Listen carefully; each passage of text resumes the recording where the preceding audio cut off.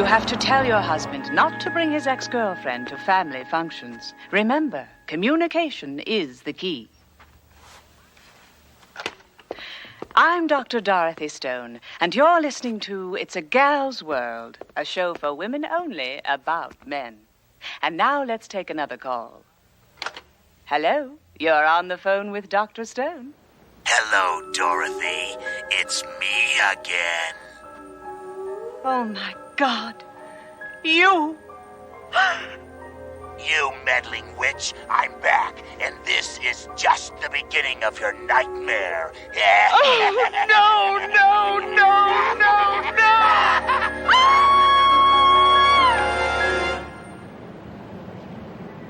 You must do something to stop this madman. As I've said before, Dr. Stone, my hands are tied.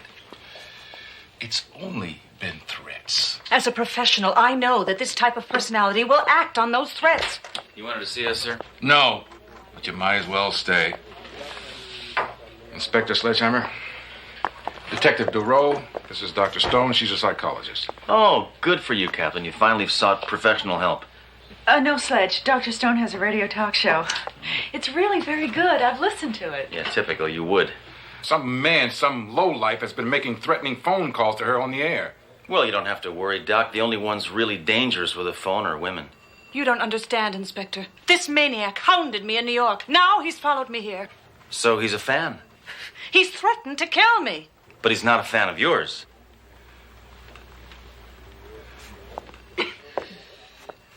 I had a pervert call me once. No, how'd you get him to stop? Change your number? No, I stopped dating him. You know, this man is merely a nuisance to you right now, but as a doctor, you must know, these people usually aren't violent. Normally, that's true. But this man's voice has all the characteristics of a classic sociopath. He's relentless, aggressive, and violent. Hey, I never called that show. This is just like New York. The police there were powerless. They even tried a wiretap, but he never stays in the line long enough to be traced. Yeah, but this ain't New York. This is my city. And the only person who harasses people here is me. Is this man going to put me in more danger? Probably. Hammer, I want you to handle this by the book. You understand? Now, why don't you and Doro play the tapes of known crank callers who have recently relocated here? I'm sorry, Dr. Stone. That is the very best that I can do at this time. Typical. I didn't expect that you police would be able to find this man. Now all we have to do is find the door. Oh.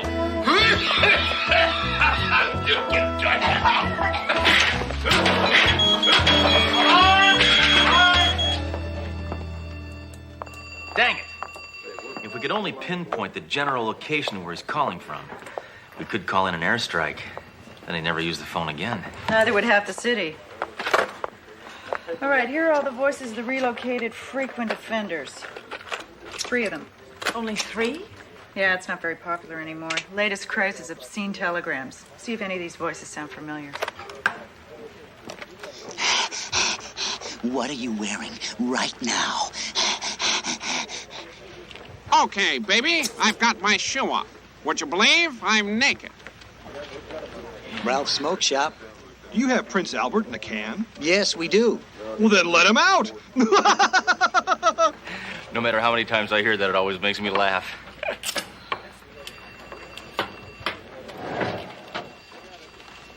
I'm sorry, Doctor. It's obvious that your caller hasn't been apprehended. I don't believe you people. You're powerless. No one can help me. Well, may I suggest, since you live alone, to take some self-defense classes? Possibly a guard dog. Oh, come on, Duro. She doesn't need a guard dog or classes. Look, Doc, why don't you get yourself one of these puppies? You never have to feed it, and it doesn't scratch the door when it wants to go out. You really personify your gun. Thank you. Be careful, Inspector. The next thing you know, you'll be talking to it. Yeah, well...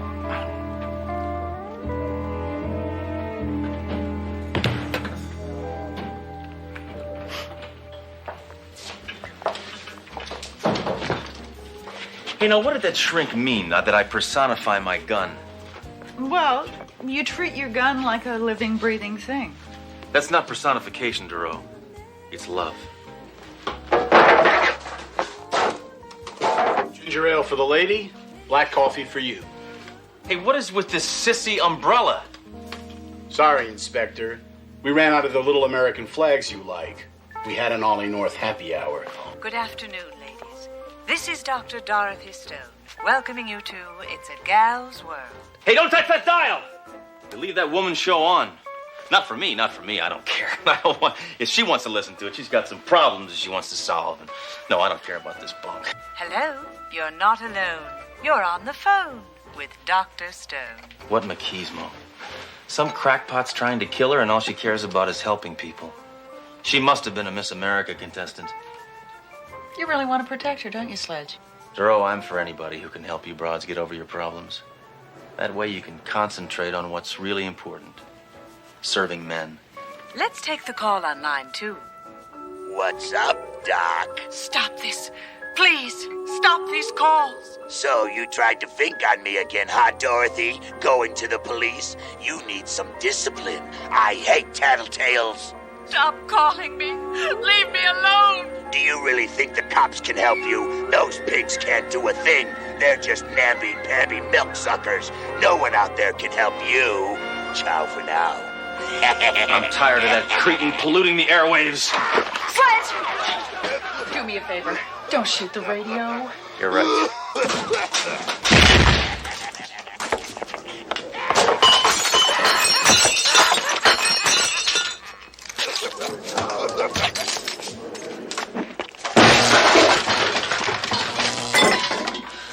Happy, Duro? No, I can't think of anyone who'd want to harm Dorothy. To begin with, she's only been here for 2 weeks. Yes, we know that. He's threatened her on the air, and as her producer, I am really confused. Why? Our ratings haven't gone up. I would move immediately. No man or woman could possibly have a healthy relationship in Lexington, Kentucky. Inspector, that gun is making me extremely nervous. It's supposed to. It's not a room deodorizer, you know. Just relax, Doc. You know what they say. Guns don't kill people. Yes, I've heard. People do.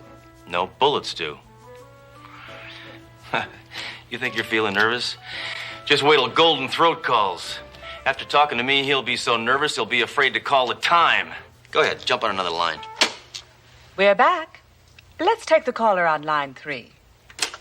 Guess who? It's the only real man in your life. Did you miss me, Pumpkin? I'll take this call.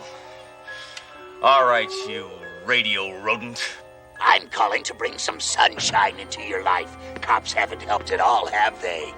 Yeah, well, this cop will. I'm Inspector Sledgehammer. You're looking for a real man, aren't you, Doc? Well, I'm your boy. You're not a man.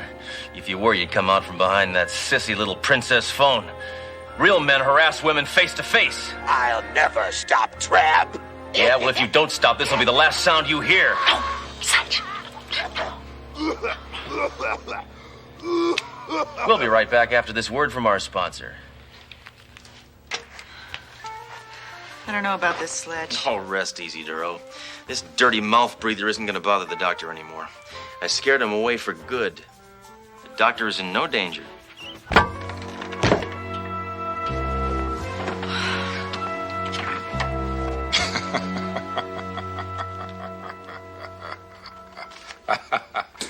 Hammer, this newspaper article, Cop Bows to Collar Caller. I hate it. I do too, sir. Alliteration is so pedestrian. I'm not talking about that, Hammer. I'm talking about your grandstanding over the airwaves. You disobeyed my orders. But, sir, I sent that punk running with his tail between his legs. On the contrary, Hammer, you probably succeeded in pushing that loony bird over the edge. Now there's a good chance he'll do a lot more than just call. No way, Jose. I know this bozo. He's a wimp. He's a prankster. We got nothing to worry about. This slimeball hasn't got the guts to leave his house to do something bigger. Captain, a report just came in. Dr. Stone's been attacked in her apartment. Unless he was pushed. If he was pushed, there's no telling what he would do. Must have been pushed somehow.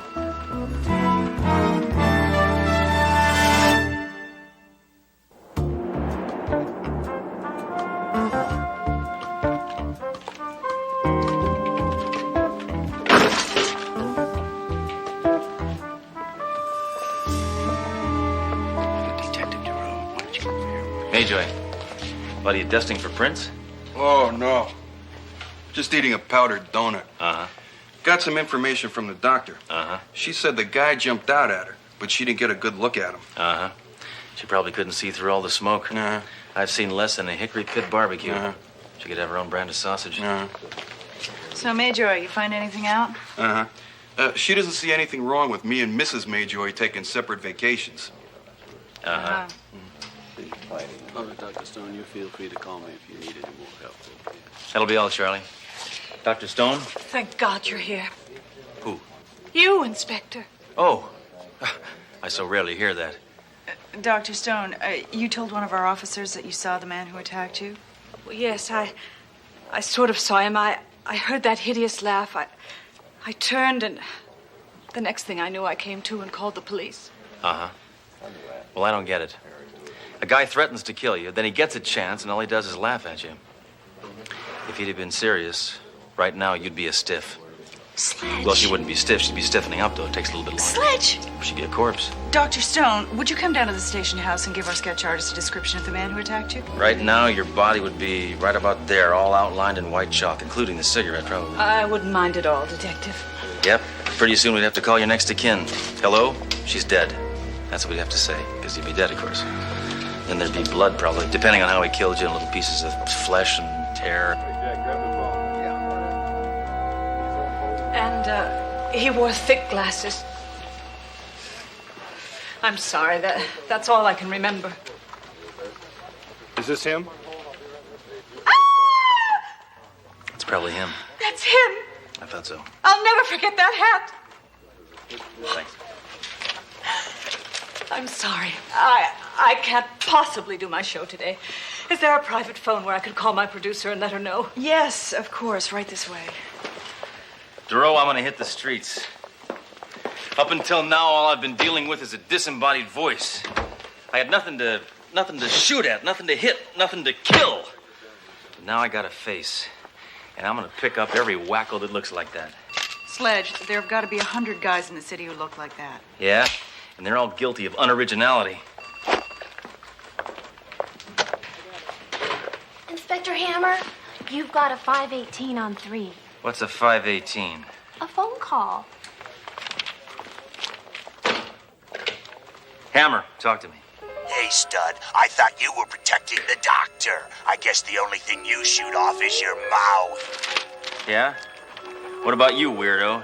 Last night was just a preliminary. Tonight is the elimination. Raise the wall. All you cops are alike. You think because you passed the stinking civil service test, you're tough. Hey, there were essay questions on that test, pal. Mace them all. So, gun freak, how does it feel to be helpless? How does it feel to be scum? Remember, tonight. Trace this call. Way to go, Duro. Thanks a lot. Well, your writing is terrible. Well, it was like shorthand. I can't. Well, you'll never guess who just called. Not again. Not here. She got it the first time. I didn't even have to give her a hint. Well, what did he say? The usual. He's gonna kill you tonight. Sledge. That's what he told me. Oh, my God. Yeah, just take it easy, Doc. I'm not gonna let anything happen to you. But he said tonight. Look, it's obvious the guy's gonna come back. This clown is just dying to get caught, and I'm the clown who's dying to catch him. So I'm gonna spend the night in your apartment. You'll stay with Duro at her place. Sledge, I got a better idea. Why don't we both stay at your apartment? That's not a better idea. Sending her to Alaska is a better idea. But your apartment will be perfect. With all those booby traps, it's like a bunker. Nope. N-O-P-E. Never. Inspector, I would feel much safer at your apartment.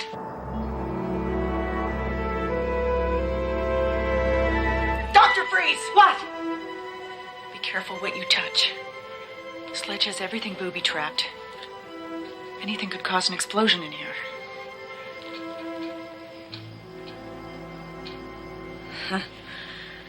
Well, one's environment is a direct reflection of one's personality. From the looks of this place, the inspector is a textbook case. Yeah. Well, as Sledge always says, man's home is his ammo dump. Excuse me.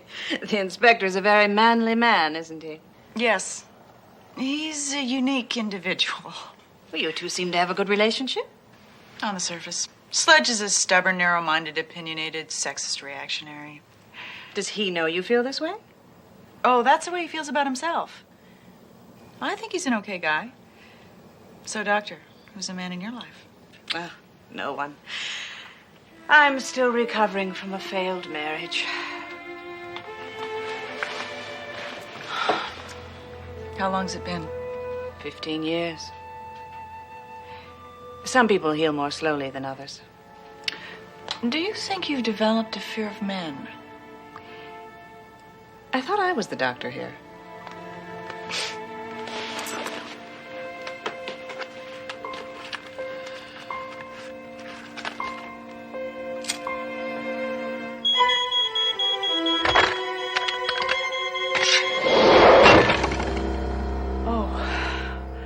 I forgot to tell you, Sledge doesn't approve of smoking.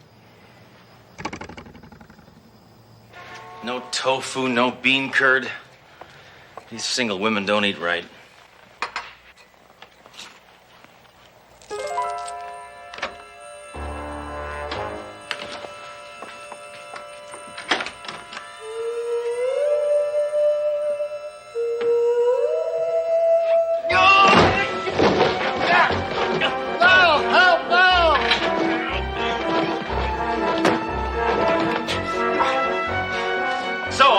Gun freak, huh? Well, this gun freak has you under arrest.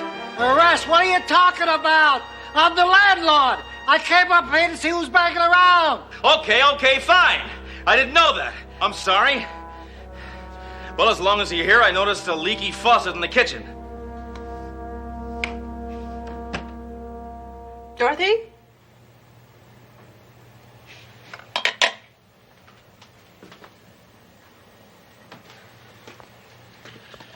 Dorothy?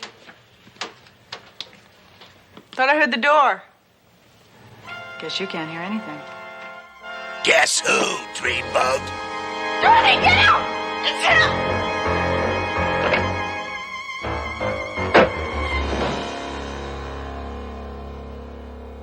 Duro! Oh, my God! Duro! Duro! Hey, let me have another one. In all my years on the force, I've never been so frustrated. I know I can catch that slug. I just know it. Hey, Inspector. That loon is on the line again. That manly man Hammer couldn't help you, huh? Why won't you stop? Just stop. I'll stop. I'll stop by. I'll be your in-person guest. Why won't you just leave me alone? I'll tell a couple of amusing anecdotes, then kill you. We better get down there. I'm not coming with you. I think I just heard a familiar voice. You're hearing voices? Duro, that concussion really puts you in bad shape.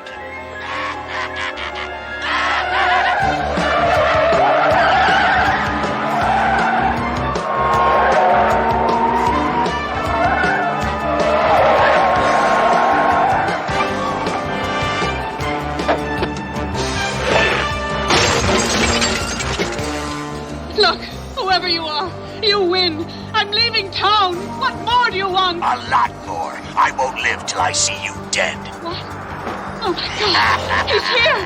Help me. Oh, my God. Come on, Stone. Come on. You can do it. Fight back. Scratches. You're a woman. Nag him. Use sarcasm. Kill him.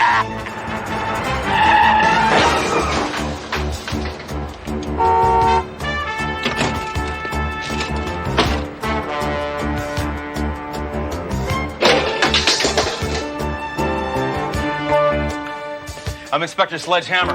Anybody been by here recently? Well, my son came by the other day. First time in a long time. 'Cause we were never that close. No, you old coot! I mean, in the last couple of minutes. Oh, no. All right, come on with me. Oh, yeah? Oh. Miss Newman. Oh. Miss Newman, you okay? Oh. Where is Dr. Stone? Oh. Thanks. Oh. Take care of her. Yeah.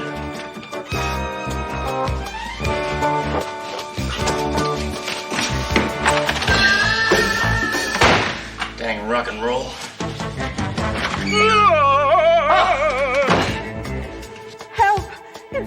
Hammer. Is that you? He's going to kill me. Shut your mouth. The cops can't help you now. He obviously hasn't met us.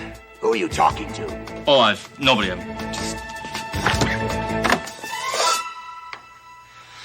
Dr. Stone, you okay? Yes, but be careful. Here I am, big boy. Come and get me. Boy, I'd like to pound your face. If I could see you. Well, here I am. Inspector, look out!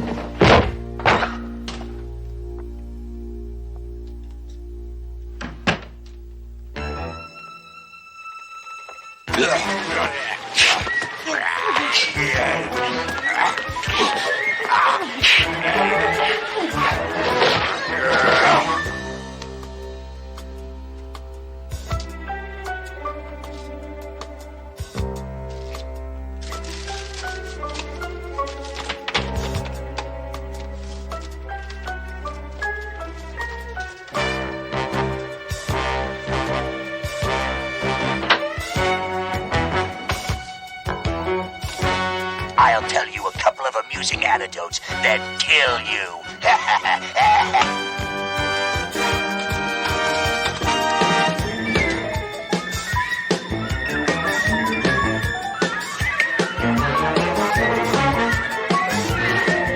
I've been waiting a long time to do this, mutant.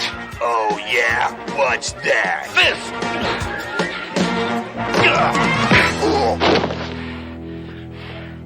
Okay, Doc, you can come out now. Inspector Hammer! Miss Newman, have you seen Dr. Stone? Yes. She's right here.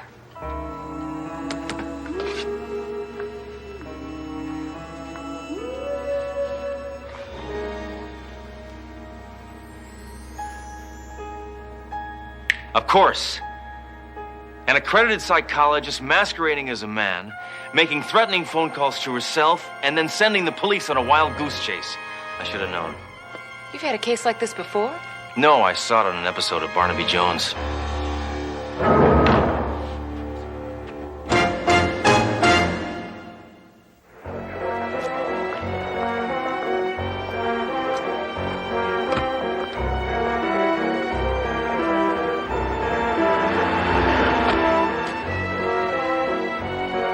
Hammer, you disobeyed my order for the 4th time. Yeah, but once again, I came through. I still can't figure out what could have snapped in Dr. Stone's mind to make her act like that. You probably know, though, don't you, girl? Actually, I do. It would seem that Stone's fear of men caused her to create a male persona of her own. Ultimately, she was the object of her own paranoia. Classic case of schizophrenia. Are you telling me she actually wanted to be a man? That's right. That's my kind of woman. Yeah, but how was she able to do that deep, husky man's voice? Obviously, it was a result of her schizophrenia. No, Captain, you're wrong. It was her chain smoking. I knew that.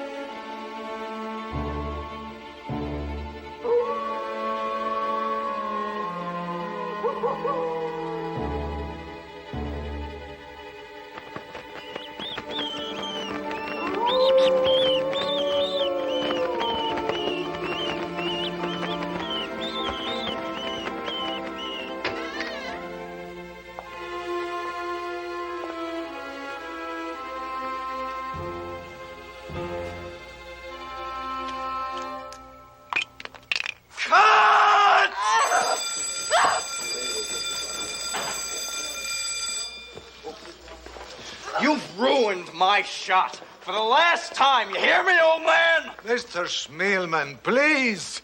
I'm simply not comfortable working with these special makeups. In the old days, I always played the vampire without fangs. Oh, yeah? Well, now you could play it without a job. You're fired. Zev! Get over here! Throw this senile old loser off my set. I want him out of my sight, now! I'm so sorry, Mr. Legarsky. Why don't you just come along with me? Unhand me, sir. Vincent Legarsky always makes his exits alone.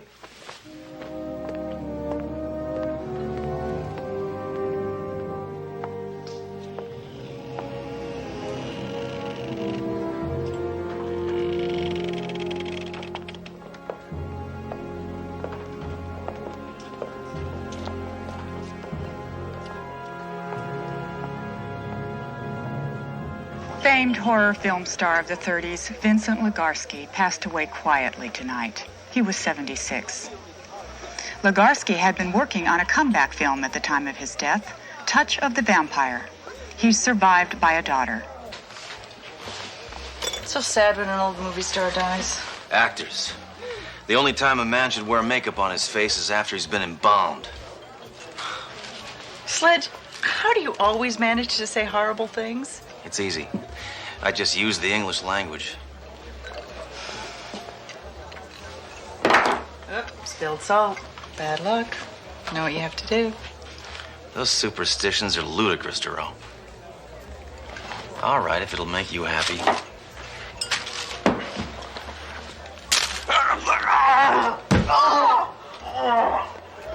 must have heard some bad news. Wow.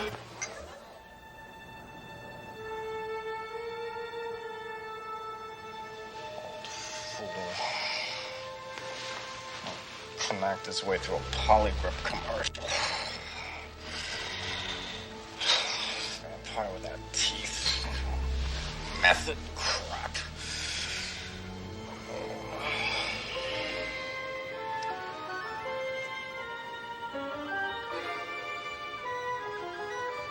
You.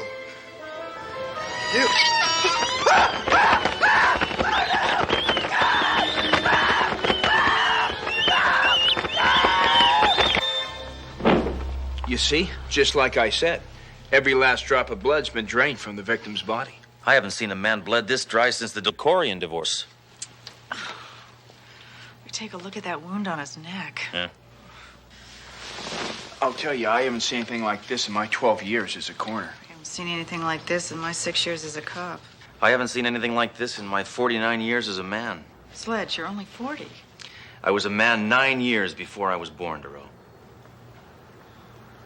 What's the details on our Mr. Rigamortis here, Norman? The deceased was one Stephen Smilman, a movie director. We haven't had any luck locating any of his next of kin.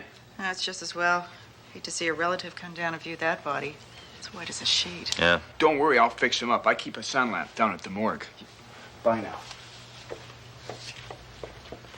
Inspector Hammer, the only interesting thing we found is this script. This must be the movie the poor Joker was working on before he bought it.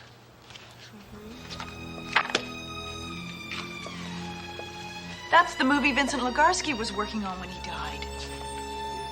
Sledge, I think we should go to the studio that's making this movie.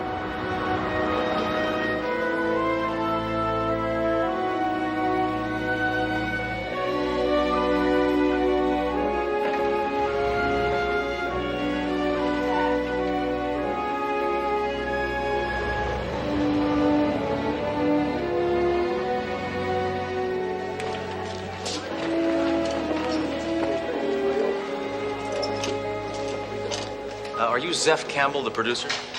Police officers? Thank you, gentlemen. Appreciate it. We just got the call that Stephen is late. Because he's late. What happened? I'm going to be blunt with you, Mr. Campbell. Your director was murdered. And his demise was meant to appear to be death by a vampire. A vampire? That's right. Do you have any idea what sort of person would want to drain a young director of all his blood? Any William Morris agent. I am in a total state of shock. First my star, now my director. And I thought yesterday was a nightmare. And what happened yesterday? Schmielman threw a fit on the stage and fired Vincent Legarsky. Poor old man was doing the best he could. Can anybody else fill me in on this Schmielman fella? our co-star Jessica Novak. But please keep in mind, she is the most upset of all of us right now. She has suffered a tremendous personal loss. Why? Are she and Schmielman intimate? No. All of her close-ups have been canceled for today.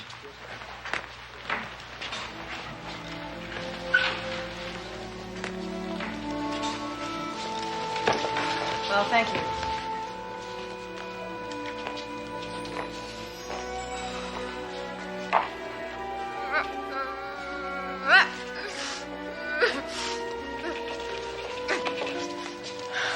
Pardon us, Miss Novak. Would you mind? I'm sorry. No autographs, please. I'm ravaged. We're not fans. Tell us about Schmielman. Stephen? Yes, dear Stephen. He was a genius, a great artist, and a wonderful human being. Without him, I don't know what I'll do.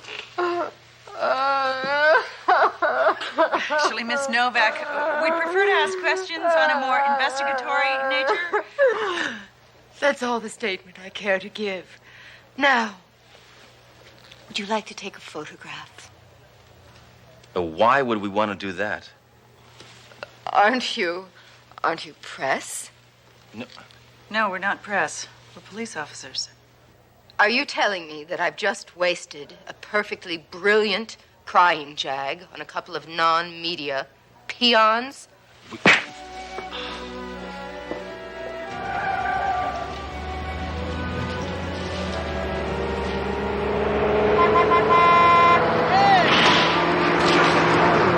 Now listen to me. You've got to listen to me. It's true, I swear.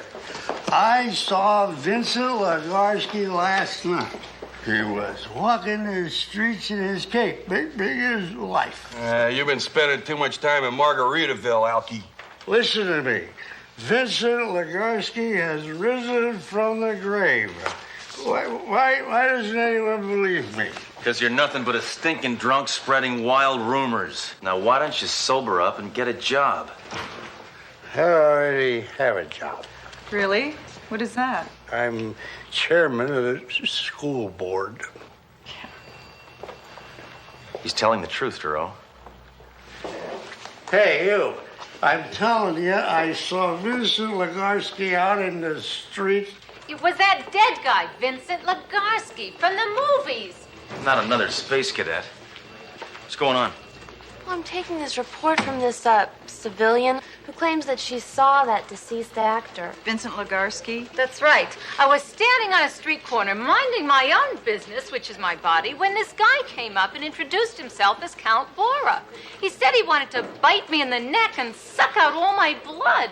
What did you do? I told him it would cost $20. After that, he took off. Where'd you get those red marks on your neck? From this Count person? Nah, one of your cops gave them to me when I was riding up in the elevator.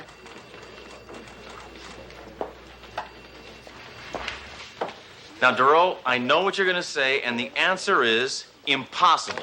Well, you can't ignore the supernatural overtones of this case, Sledge. Look, I only put credence in things that have been absolutely proven to exist. I don't believe in vampires, in ghosts, UFOs, the Warren Report. They're all malarkey.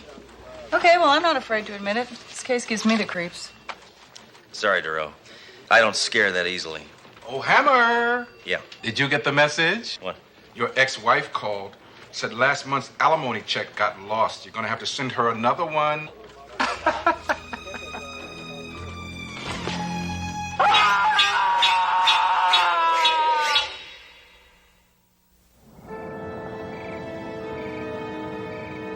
It appears the late actor Vincent Legarsky is getting more publicity in death than he did in life.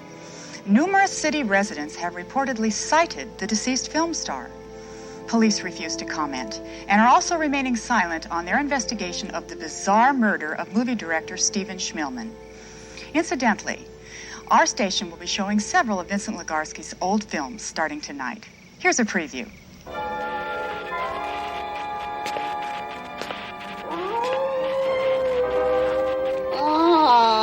The children of the night. What music they made.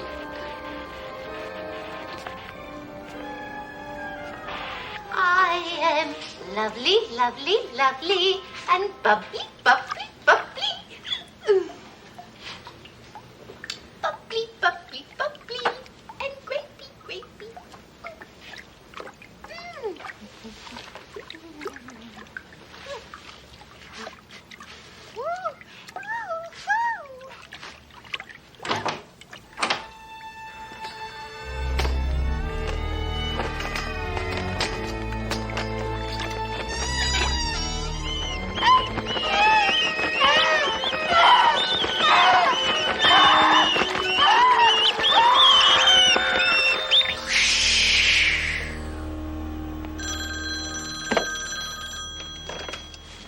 Yo. Yetero. Who? What? When? Why? All right, I'll be right over. I forgot to ask where.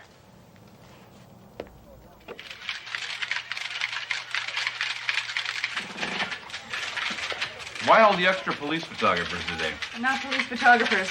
They're paparazzi. Come on, come on. Who found the body? Landlord. Apparently Zeph Campbell called him when Jessica didn't turn up for their date. Zeph Campbell's now afraid to leave the house. He should be. His stupid flick is claiming more lives than World War II. Come on, come on, come on. That's not all, Sledge. Some of the people in the apartment building believe they saw a man running through the hallway in a cape.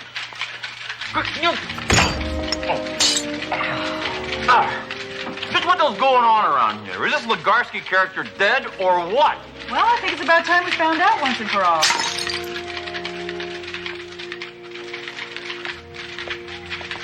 Unbelievable. Absolutely incredible.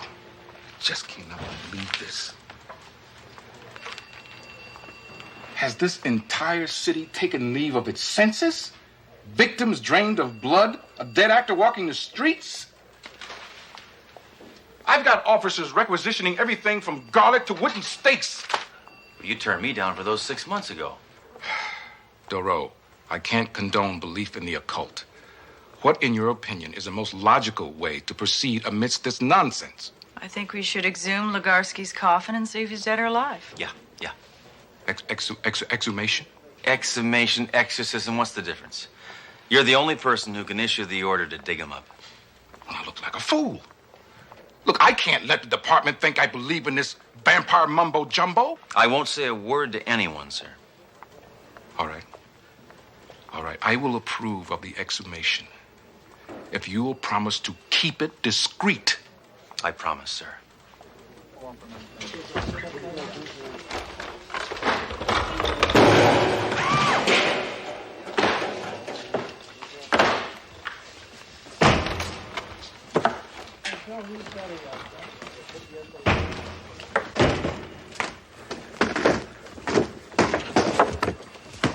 Hammer! Buy a dictionary and learn the definition of discreet. Hey, I have not said a word to anybody, sir. Captain, I'd like to apologize for Sledge bringing this here, but the fact of the matter is I couldn't stop. Well, we have to open it sometime. Let's get this damn thing over with. Open it up. Hey, Hammer, what do you expect to find in there? Something that's gonna make us all feel a lot better, Major, eh? A rotten, stinking corpse.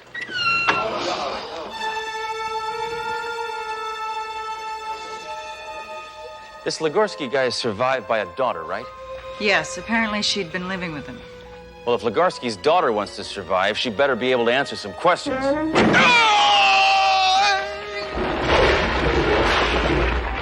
I'm telling you the truth. My father's body was cremated. Burying that empty coffin was merely a formality for the estate. So you're telling us your father's positively dead? I should hope so. Last week, I spread his ashes all over the 605 freeway. In keeping with his last request? No, I was driving too fast with the top down. Come. Follow me.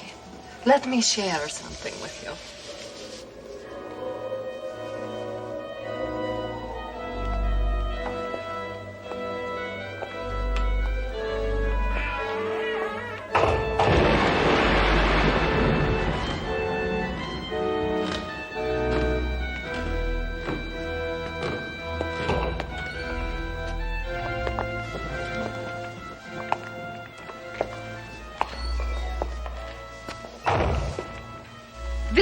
room is testimony to my father's genius.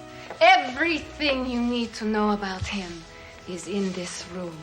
Well, not everything, Miss Legarsky. Tell me why your father's director and co-star are dead. And tell me why every schmo in town has seen the old man roaming the streets like some sort of boogeyman. Tell me that, Miss Legarsky. I have no idea of what you are talking about. Neither do I. Ms. Legarsky, under what exact circumstances did your father pass away? He was watching television, and he just quietly went to sleep. And never woke up. I hope he wasn't watching Mr. Belvedere. I'd hate to think the old fella went out suffering, you know. Oh, but how my father did suffer. He was dealt the cruelest punishment an actor can receive. He was forgotten. Unappreciative youngsters masquerading as artists made him feel old and worthless. Congratulations. That little acceptance speech for Best Supporting Psycho just revealed a motive, girlie. I'm taking you in for murder. Sledge, let's not jump to conclusions. Oh, come on. And my daughter! Vincent Legarsky, back among the living, I see. It comes as no surprise to me. I'd already suspected you were alive. When did you first suspect? Well, when you said unhand my daughter, that... Put away your weapons, sir. I admit to my little hoax, but I certainly didn't intend for my beloved daughter to be incarcerated because of it. What exactly did you intend? Why, isn't it obvious? I wanted to enjoy the accolades and tributes you can only die to receive, to further perpetuate my legend. I shocked this city with my nocturnal appearances, culminating in what's to be the greatest comeback of all time. Yes, my return from the grave. Does that answer your question? At least. It doesn't answer mine. Why did you kill Schmielman and Novak? I haven't killed anyone. What are you talking about? You already made yourself dead. Come on. You're both under arrest. So, now, how did you drain all that blood out of those bodies? Did you bite him in the neck? I have no idea what you're talking about. I know it was the daughter, right? She's got fangs from a bungled orthodontic procedure. Am I right? It's... Well, I'll figure it out sooner or later.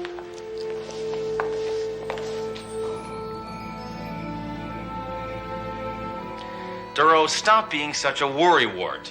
That nutty actor and his daughter are in custody. The case is closed, all right? Now try to get some sleep.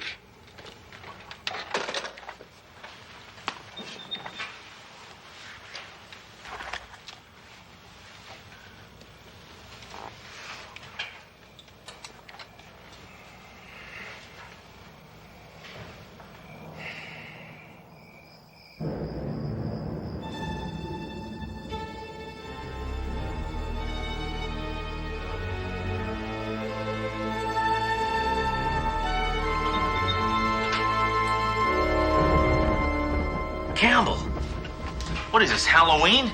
You look ridiculous. Shut up. I heard on the news Legarsky's death was a fraud.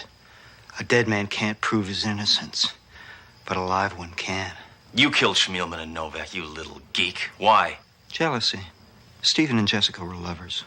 I desired her, but all she did was mock me. Tried to make me feel unworthy, unattractive. Well, you are. Technically, the film was finished when I killed Stephen. But doing so the day before the official completion meant you could collect on the insurance. Nice. But why did you kill Jessica? Because she continued to reject you, right? That was one of the reasons. The other was for the publicity. This film's going to make a mint by the time it's released. But without a dead Legarsky as my scapegoat, I got to ensure I don't get caught. And that means killing you. Hey, take a hike, Campbell, will you? I'll arrest you mañana. Right now, I feel kind of drained. An appropriate choice of words, Mr. Hammer. Yeah.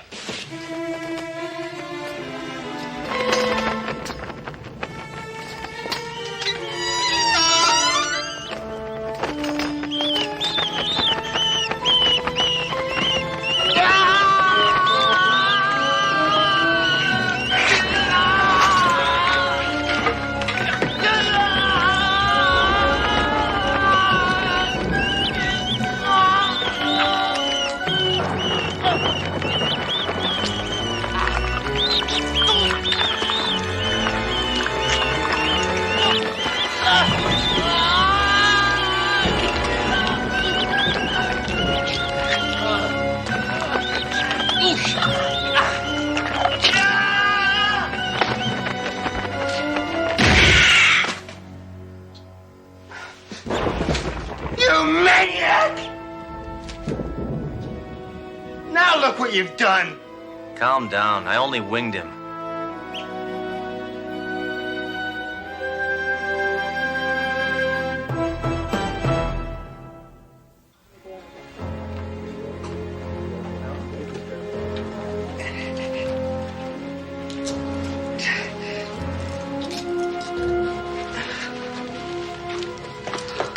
Pitiful excuse for a human being. Sledge, this whole affair has been just ghastly. Yeah. Probably turned out to be a terrific movie, though.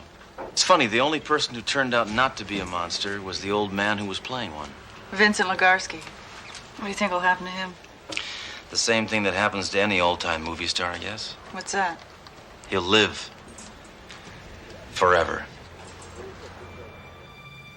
Ah, the children of the night. What music they make.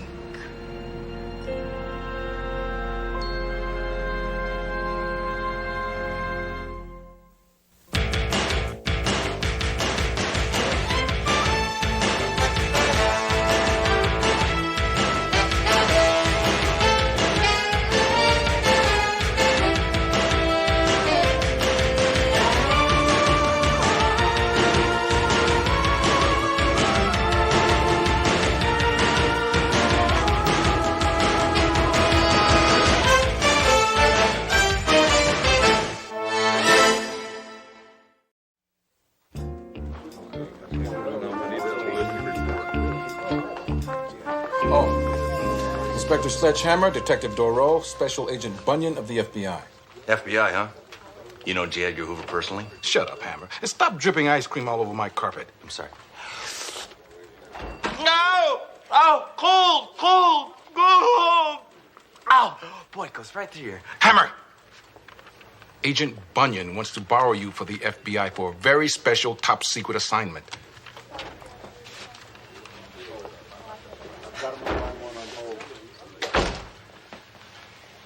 Have you ever heard of Clive Winston? Makes cigarettes, doesn't he? Hammer, shut up. He was the biggest crime boss in the country in the late 60s. Well, then his brother makes cigarettes. Hammer, shut up. One of them makes cigarettes. Hasn't he been in jail for the last 20 years? Our sources indicate he's planning a prison break. Inspector Hammer, we'd like you to go undercover at Chadney Federal Prison. Get close to Winston, become friends, and break out with him. Hopefully, he'll lead you to his accomplices, men we've been trying to convict for years. And you chose me because I can make friends with anybody, right? No. No? We chose you because Chadney is full of the toughest, most violent men in the country. So, Hammer, you should feel right at home. Also, we didn't want to risk the life of one of our own men. Hey, I eat Risk for breakfast. When do we go? Tomorrow at 8 a.m., you'll enter Chadney with the identity of Nick LeBeau, alias Nick the Dart, a legendary hitman who's killed so many people even our computer quit counting. But nobody knows what he looks like. I arrested him, and I don't even know what he looks like. Me posing as a vicious hitman? It'll be kind of a stretch, but I'll try. At least I have the right tools. Hammer, you can't take your gun into prison. One more thing. This has to be kept top secret. Only the people in this room will know about it. You'll be on your own, Inspector. Good luck. Oh, sticky. But here. What a sissy hitman. This guy never once used a heat-seeking missile. Sledge, I want you to be careful in prison. It's very dangerous. And, well, I just want to say it's going to be difficult for everyone. I know. The separation is tough. Why, Sledge? I know this sounds hokey, DeRoe, but I'm not sure I can make it in there alone. You can. You can. I want you to know that I'm going to be here when you get out. No, not you. I'm talking about my amigo here. Oh. No, but I'll miss you too, DeRoe. Gee, thanks. Really? And just to show you how much you mean to me, I'm going to let you take care of my gun while I'm gone.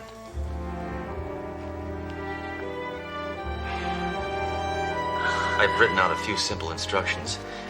Make sure you feed it some high-quality gun oil every night, then wipe it down with a clean, lint-free rag. Don't worry about your gun. Take care of yourself.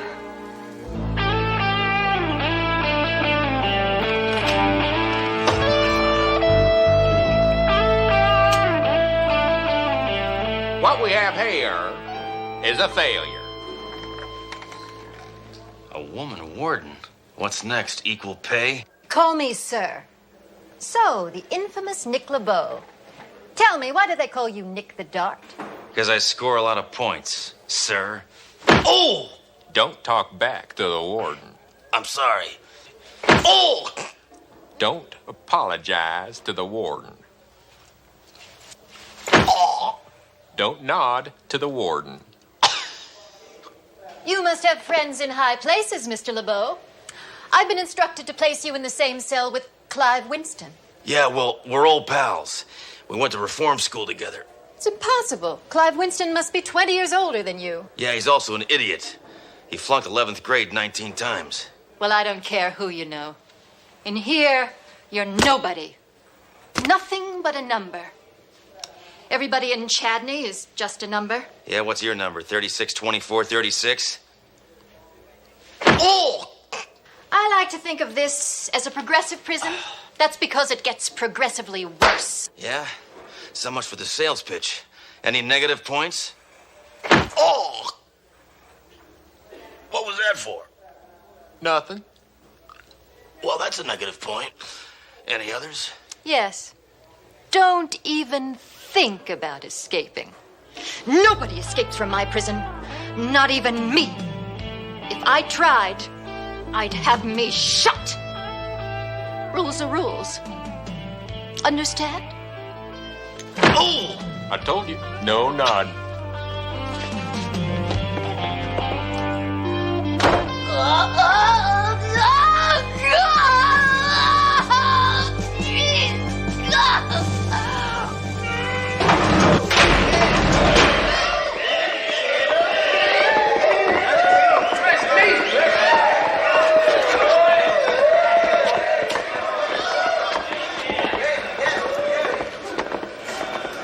Open 67.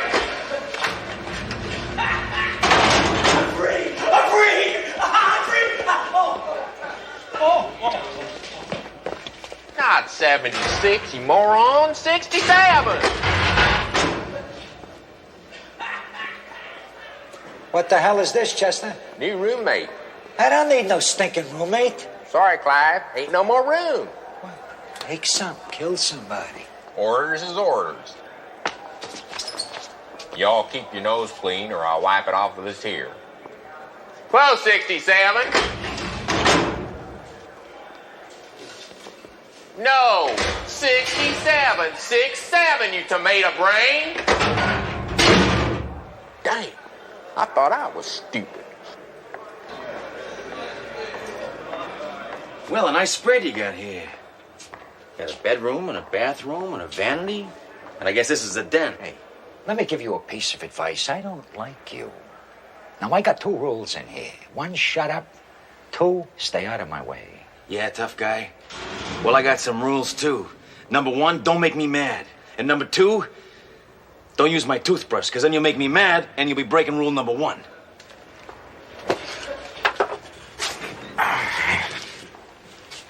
So which bunk is mine?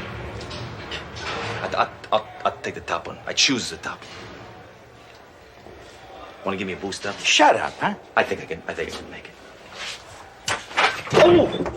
Let me get. Whoa! Thanks. Whew. Man, guy could go stir crazy here. Name's Nick LeBeau. Friends call me Nick the Dart. Don't worry, I'm like a cat. Always land on my feet. Nick the Dart, huh? I heard you. Yeah, all bad, I hope. Yeah, I heard you hit a lot of people, that's it. Yeah, I hit a few people. I hit a lot of people. I even killed some of them. As a matter of fact, a couple of times I was contracted for your organization. Whoop! Hey, I didn't say I liked you. I said I heard you. You understand? Now put a pillow in that mouth, all right? I'm trying to read here. Yeah. Well, they can put me in a cage. But they can't tame this animal. Yada, yada, yada, Warden! Hey, knock it off, Jabron, will you?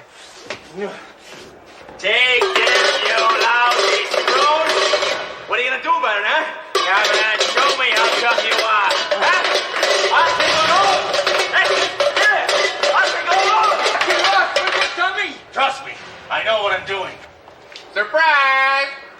Well, come on.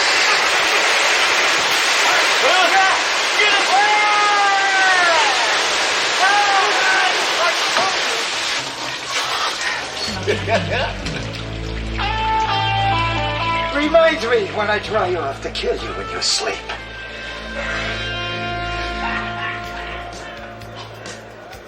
Henry! Henry! Anna, come on, you can do it. I know you can. Henry! Anki! Looks like we need a little motivation here. Maybe this will help.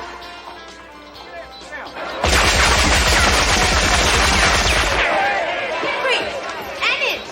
Anna, come on, you can do it. I know you can. Hey, Rumi. Kick. Fancy meeting you here, huh? Get lost, creep. This place is disgusting. You're disgusting. This isn't a prison, it's a summer camp. How can they expect to reform us slugs when they coddle us like this, huh? I know that guy. I know that guy. I've seen that guy someplace before. Where? Well, what do you say, buddy? Huh? Want to play some Parcheesi? Maybe I didn't make myself clear to you. But I hate every single I hate every single molecule in your body. Now, if you were smart, you'll get as far away as possible from me and die. I remember that sledgehammer, a cop. He once busted my mother for tearing tags off of mattresses. Come on, Zeke, what's a cop doing in prison? I don't know. But he's not going to be here much longer.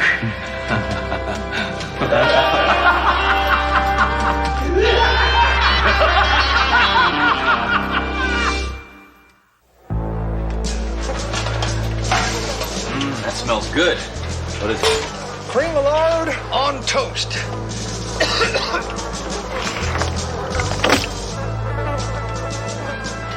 They say prison food is bad.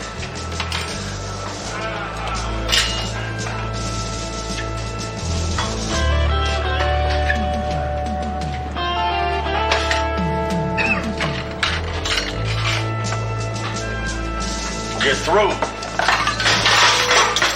Yo, Clive, you mind if I join you? Why don't you go stick your head? I don't mind if I do. Fazul,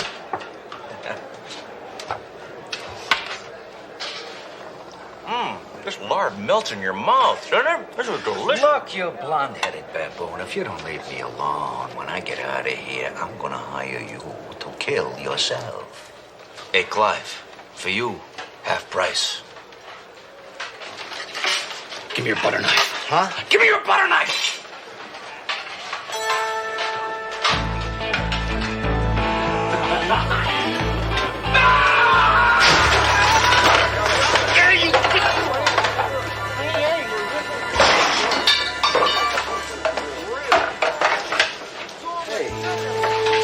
Hey, buddy.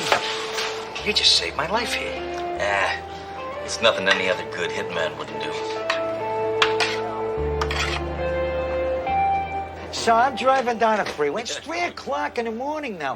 I hear thump, thump, thump. I pull over, whip open the trunk, and this guy ain't dead yet. So I grab this tire iron. Boom, boom. Give him a couple of whacks. Nothing. Finally, 10, 15 whacks. Boom, boom, boom, boom. He stops stumping, and he buys the farm. I tell you, it makes me laugh to think about it now. Hey, you think that's bad? I'm trying to get some information out of this guy, right? And this guy is not talking, okay? So I'm on a 20th story. And I figure, well, it might help his memory a little bit if I throw him off, right? So what happens? He lands in the swimming pool. No kidding. No. So then I gotta walk all the way down 20 flights of stairs. The elevator's broken. Of course. So then I gotta carry him back up 20 flights of stairs. He still won't cooperate. I throw him off again. What happens? He lands on an awning, he bounces into some bushes, and he walks away. Thinking, why me? This is Murphy's Law. It's Murphy's Law. Why me? Like a cat. I tell you. Oh, boy. Well, I'll tell you, it's the thing that upsets me most about prison is it's just men talking, you know? Men, talk. Attention prisoners. The movie tonight will be My Dinner with Andre. You know, I like you, kid. Me too. And I'm going to let you in on a little secret here. I'm busting out of this joint tomorrow morning at 5 a.m. And seeing as you have saved my life here, I'm going to take you with me. No, you would do this for me? Hey. You know what you are? You're a real sweetheart. Never say sweetheart in prison unless you mean it. So, who are these guys on the outside that are gonna help you? What's it to you? Come on, Clive. I don't want just anybody busting me out of prison. They might be flakes. They might be lowlifes. We might have a personality conflict. You just be ready to go at 5 a.m. LeBeau, your girlfriend's here. Open 76. I drinked him.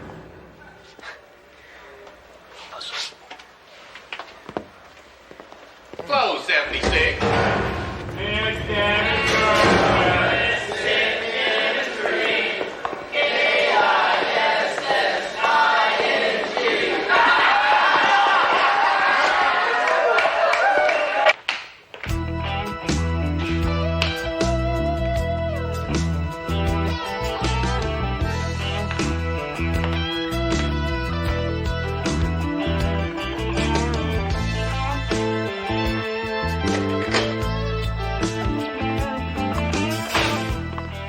LeBeau, you got 5 minutes.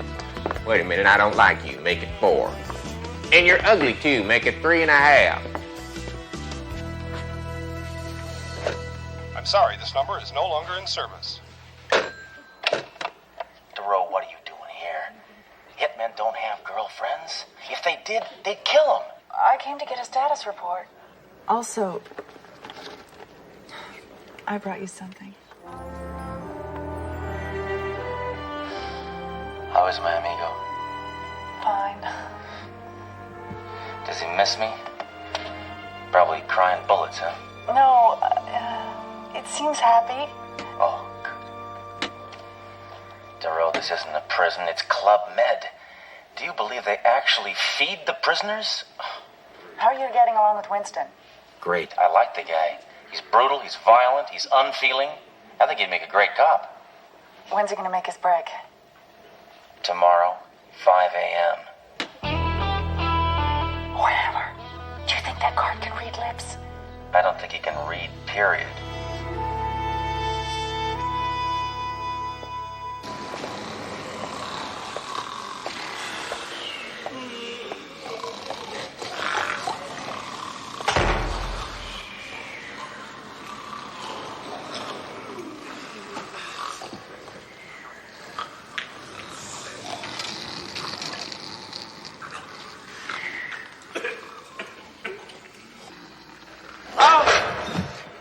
Hey, come on. What are you doing there? We'll never get out the vent. It's too small. Relax, will you? Hey, come on. It's almost 5. I thought you said we were breaking out this morning. Yeah, but relax. Well, shouldn't we be doing something? Like sawing the bars or maybe carving a gun out of soap? Kid, give me a break. I'm trying to sleep. Yeah. Come on, Clive. We can't just walk out of here.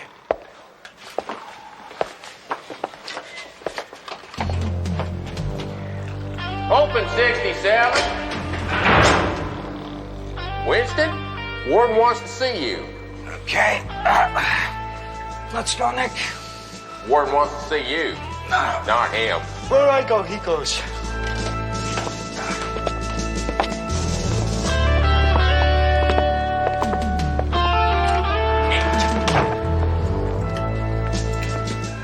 Hi, Warden. What's the problem? Oh! What was that for? Talking. I didn't talk, he did. My mistake. It's come to my attention that you two are planning to break out of here this morning. Us? No. That just must be a prison rumor. You know how convicts are. Just like old ladies. You're lying. It's true, isn't it, Clive? I'm afraid so, yes. You picked a great time to tell the truth. The deal was for 1. 2's a bigger risk for me. It's going to cost you extra. Well, 50,000 ought to be worth the risk. Take plastic. If only Papillon would have had a gold card. You see, you make a woman a warden and a breakout is cakewalk. The Mercedes is gassed up and waiting. Thanks, Wood. Money talks, money walks. So, just exactly where are we, huh? Oh, on a deserted country road. But exactly, where are we going?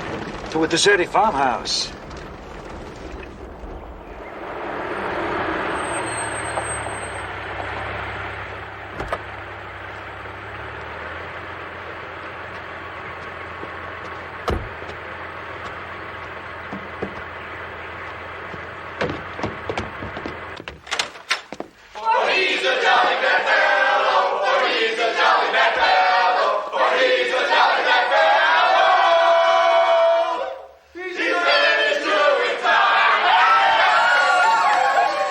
Balloons, bimbos. It's almost worth doing 20 years for, Nick. Come on, let me introduce you to some of my partners in crime here. Yeah, sure, but can I make a phone call first? To who? My girlfriend. I want to let her know I'm out, and I want to invite her to the party. Well, sure. We can't have too many bimbos, can we? Never. Phone's right over here. Come on, over here. Hey. Grandma, how you doing? Hey, yo, come here. Got a quarter. Rico, all right. That's your mom. All right. Hello? Yeah, babe. It's me, Nick. Hammer? Yeah, old Nick. Hammer, where are you? I don't know. I'm in a farmhouse in the middle of nowhere.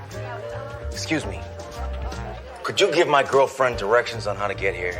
Oh, sure thing, honey. Okay, now you go outside and you get in your car, see? Then you start it up, then you press on the gas pedal. Nick, bring it over here, will you, Nick? I want you to meet the guys. Come on over here. Come over here. Hey, hold it down, everybody. Just a second, I got something to say here. I want you to meet the only friend I ever made after doing 20 years in a joint. Nick LeBeau. Hey, Nick, how you doing, Nick? All right. Now, this is a terrific hitman. He is also real good people. Now, you may know him by his professional name, Nick the Dot. What? Nick the Dot? Yo, Clive, Nick the Dot, he killed my second cousin. Yeah, well, he knocked off my first cousin. Hold on. Nick the Dot is my sister. So you're not my father. Your father? What about my mother? And my dog? Oh, wait a minute, guys. Wait a minute. Give the kid a break here. I mean, so he murdered a few people. I mean, he is a hitman. It is his job. Yeah, let's not get petty. Yo, Clive, I'm gonna blow his brains out right here. No, wait, hold it. Put down your guns. Look, I'm not really Nick the Dart. Actually, I'm Sledgehammer. I'm a cop. I'm doing undercover work for the FBI. There's no reason to shoot me. Wait, did I say cop? Where is my head at? No. I'm actually Geraldo Rivera, and I'm doing an undercover expose on prison reform. No?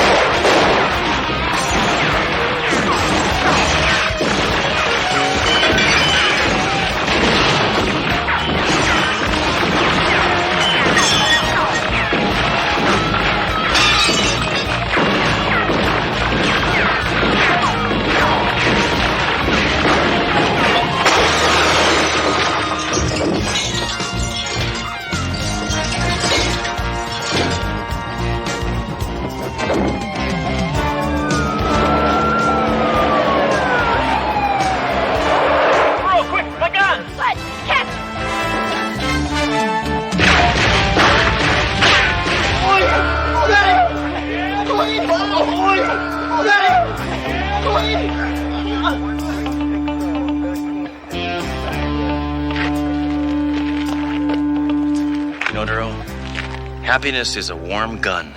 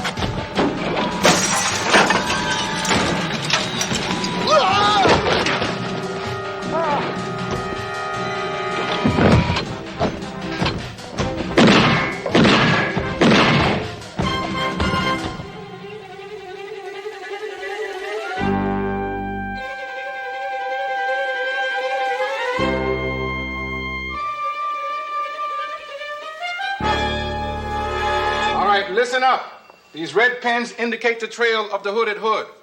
This lowlife has done more damage to the image of police in this city than the time Inspector Hammer test drove a Sherman tank near the elementary school. We're gonna change this situation around, starting right now. Good. This guy's goose is as good as cooked. Not cooked, Daly. Barbecue. Let me demonstrate Mother Hammer's recipe for hood flambe. I'm talking Kentucky Fried Criminals. Extra crispy. What about you in a straitjacket? Where'd you get that infernal thing? At the Shopping at Home Club. I buy 2 more and I get a free cluster bomb. Watch this. Come on. Put it away before you broil somebody that I like. No, I'm very accurate with this thing, sir. I could burn that book right there. I'll burn that. The hooded madman just robbed the widows and orphans savings and loan. Major, that's impossible. That place is impregnable. Oh, relax, Captain. There's nothing to worry about. It's not our money. That's where the police pension fund is kept. What? Now that's hitting below the badge. You wait till I get my hands on that slime ball. I'll make him a widow and an orphan. Hammer, we've got to find the slime ball first. Wait a minute. Why don't we make him find us? Captain, I think I know how we can replace the pension fund and trap this meandering meatball all at the same time. We'll hold a telethon, and we'll nail him when he shows up. Hammer, have you been hit over the head recently? No. The plan is foolproof, Captain. Telethons make millions all the time. Now all we have to do is find some dimwit who's willing to make a fool of himself on TV to be our MC. That is the most preposterous thing that I have ever heard. We will have a telethon over my dead body. Haba Nagila, Haba Nagila, Haba Nagila, pain is my heart. Haba na na na na, Haba na na na, Haba na na na, pain is my heart. Guru, Guru, Arvakina Vesamea, Arvakina Vesamea, Arvakina Vesamea, Arvakim, Arvakim, Vesamea. Oh, yeah. Thank you, Greg, for your kind applause. And now that we approach our 11th hour, Officer Daly, what is our total? $287,003. Thank you, my friends. That's great. That means in another, 2,000 years, we should be almost halfway home. Here's Officer Fletcher Mayjoy with one of my favorites, the mating calls of the great yellow-bellied sapsucker. Thanks, Captain.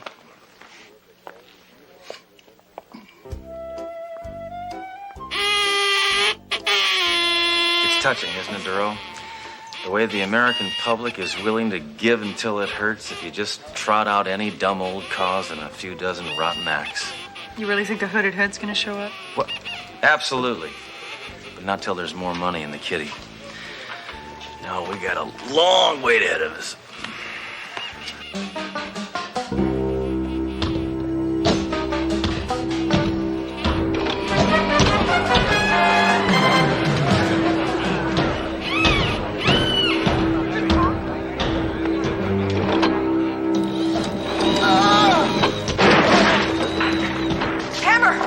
Not a man, he's an android.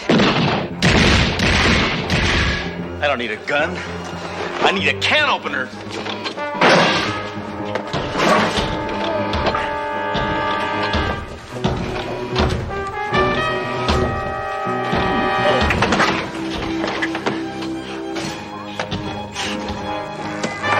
This cat ham's trying to slip away.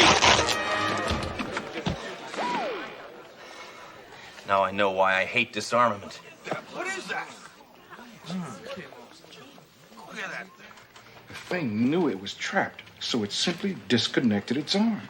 Ingenious. Look, any luck in finding a connection between the android and the scientific community? Well, according to the National Institute of Technological Innovations, or NIFTY, there are over 100 labs involved in android research. Unfortunately, they don't have anything that works. Now, here's a list of what I thought most probable, sir.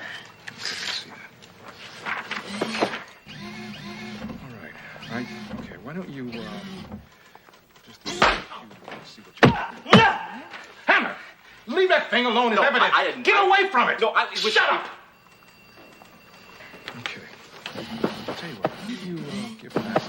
Oh, good thinking, sir. Yes, I'll get a hold of the gun and cut through all the red tape. Who should I talk to over there? Check out Foreman. He's a friend of mine.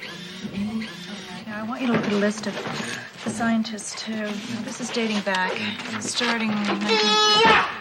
Hammer! I'm having trouble, sir. You're trouble! No. Get away from that thing! I told you do it's it. evidence! Stay away from it! Shut up! So this is dating through 1952. Maybe starting the 70s. I mean, they weren't really doing anything. Doro, we've got to go all the way back as far as we can. We give NASA a try. I want you to have a look and see what happens. I have this, but Hammer! What the hell are you doing? Well, this was just finding the clue we've been looking for all along, sir. Androids are us. Better check it out.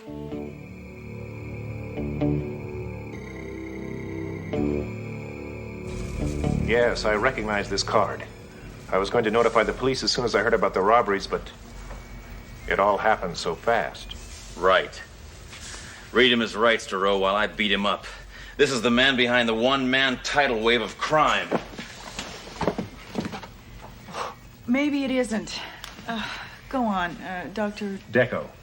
Arthur Deco. Don't call me Art. I am not a criminal. I created androids to improve the quality of life at the flick of a switch.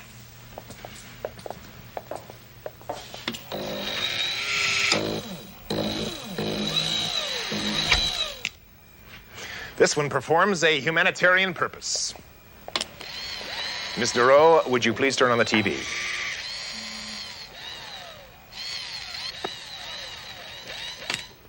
It will allow no human being to watch designing women. Listen, test tube brains. What about the metal maggot that left an arm for a calling card? A dream gone astray. I was not content to create mere domestic androids. No!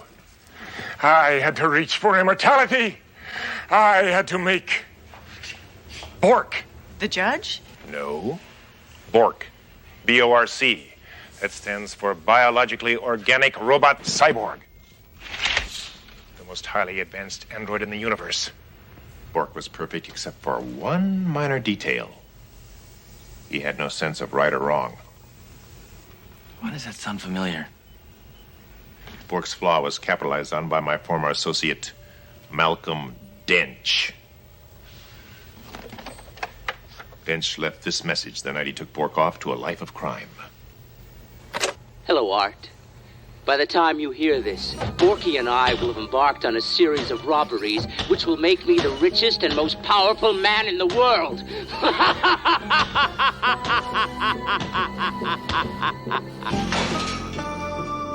How's he going to become Bill Cosby?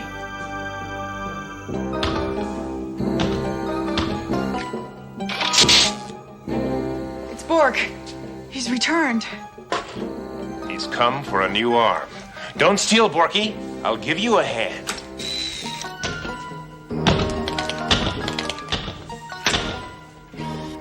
Dench disrupted the discipline frequency. Forget it. The steel-plated sleaze is mine. Sledge.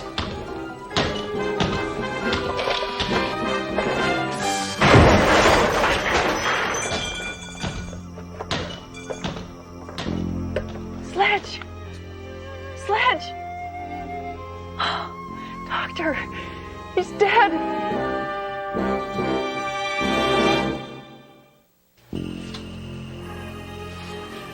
How is he, Doctor? To tell the truth, it would have been better if he'd been run through a blender. Where am I? Am I gonna be okay? Yes. Of course you're gonna be all right. Nothing can keep you down. Oh, good. Then help me up so I can nail that walking trash can. No, Sledge, you can't. You're in a full body cast. Then give me a bazooka and a wheelchair. I'll show you even shut-ins can kill. No. Shh, be quiet. It's the only way you can heal yourself. Detective Duro, perhaps you'd like to call Hammer's insurance company while there's still time to raise the coverage. I'm gonna go buy you a teddy bear in the gift shop. Hammer, There's an alternative to your critical condition. No, forget it. No, the nurse already tried to talk me into euthanasia. I'm not buying it. Doesn't have a money-back guarantee. I have a theory that I can link android cybernetics to the central nervous system of a human being. It's never been tried, but if it works... If it works? It could give you the strength to defeat Bork. If it doesn't work? You'll die the most agonizing, horrible death known to mankind. I can live with that. Let's do it. My boy.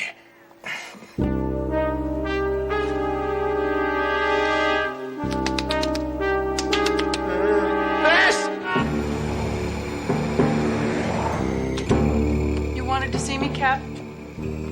Captain? Thoreau, this android crime wave goes on and on and on. There's not a damn thing I can do about it. I feel like a failure, Thoreau. Don't, Captain. We'll catch this creature, I'm sure of it. Well, it better be soon, Thoreau. You know, maybe it's the insane quality of this whole thing, but I actually feel myself missing Hammer. Really? Yeah, I mean, if he walked through that door right now, I'd be glad to see him. What am I saying?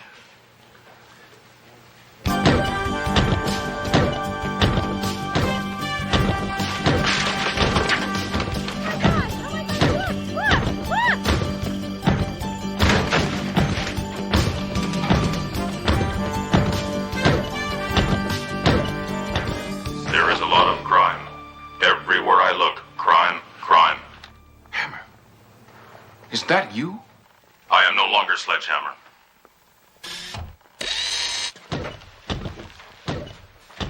What have they done to you? I am now Hammeroid.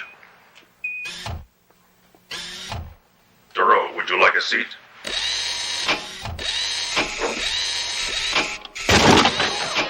Sorry, I still don't know my androidal power. Window out. Needs to be fixed. Would anyone care for refreshment? Hey, Hammer. You got a black cherry on you? Mayjoy, all of you, get out of here. Don't you have some work to do? Hammer, why'd you do it? To defeat Bork, I have the power of 500 locomotives.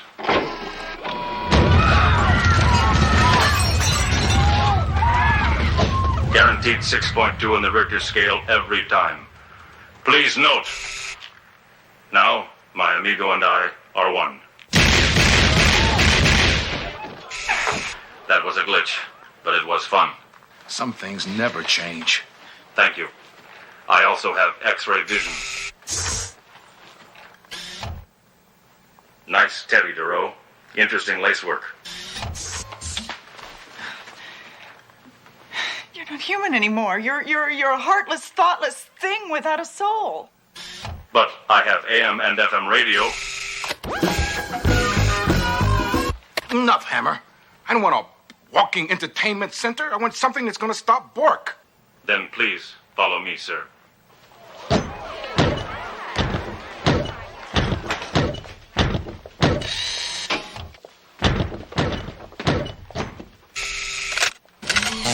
What a rush.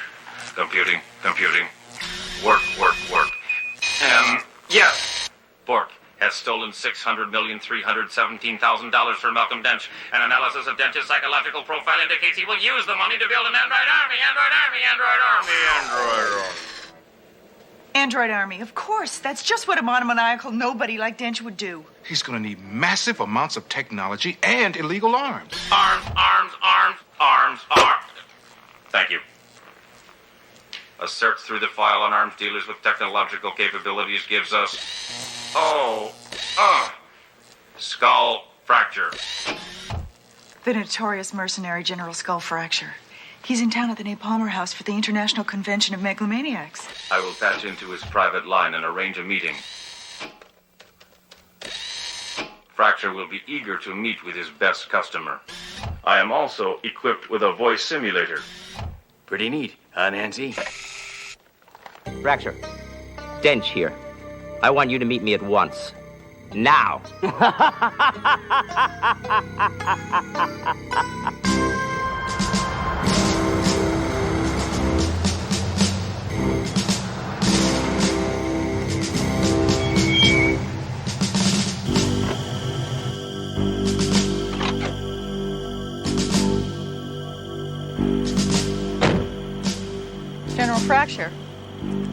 Where's Dench? I was hoping you'd tell me. No, you. Been set up, huh? Drop your gun, or there will be trouble. Who are you? What are you? I will ask the questions. You will answer. Otherwise, I will be forced to compress you into a tight tack. Sledge, what are you doing to him? Trust me, I am cognizant of what I am doing. I am regressing his mind to age 3. Now, where is Dench? I want a cookie. Thoreau, do you have such an item? No. I want a cookie. I want a cookie. Thoreau, see if you have anything that is cookie-like in appearance. Got a compact. Adequate. Now, there is your cookie. Now, where is Dench?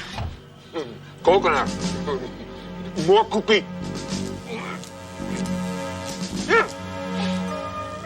Dench and Borky at Dr. Deco's lab. He thought that'd be the last place you'd look, you meanie. Let us proceed, Thoreau. We have circuitry, malfunction, circuitry, malfunction, circuitry, whoa. Oh, Sledge. What's wrong with me? Oh, Sledge, I don't know. I never took a shop course. Thank heavens Captain Trunk told me where to find you. Hammer ran off before I could warn him. Warn him about what? That his body might reject his robotic components. It's happening now. If his armor and electronic devices are not removed at once, he's going to die. But take everything off, hurry! Leave me alone, Thoreau. Bork and Dench are still out there, and I want them.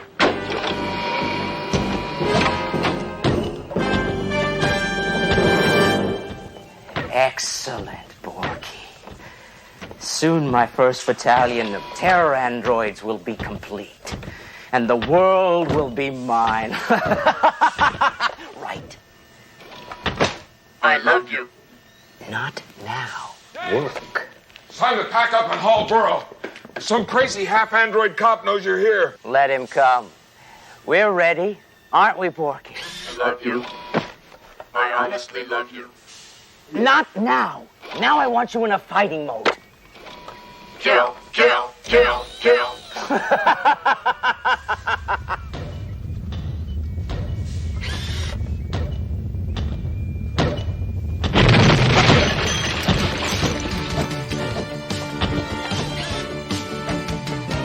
Hold it. You are both under arrest.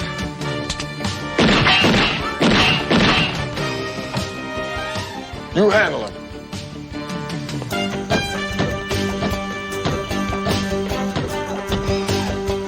Party is terminated. Stench. That's Dench. Whatever. Bork, seize him.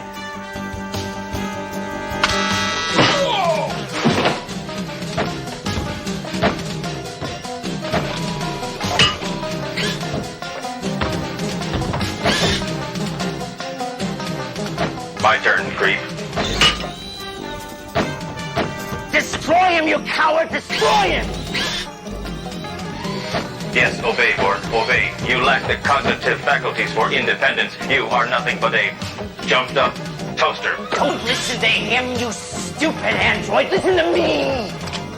Bork not dumb. Bork have emotion.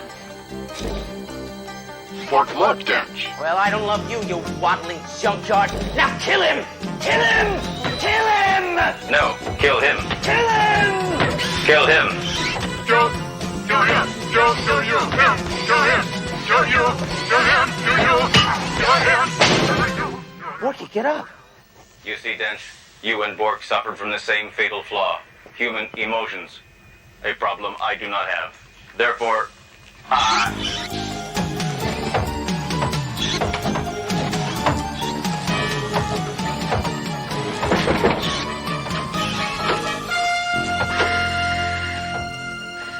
Freeze, Dench, it's over.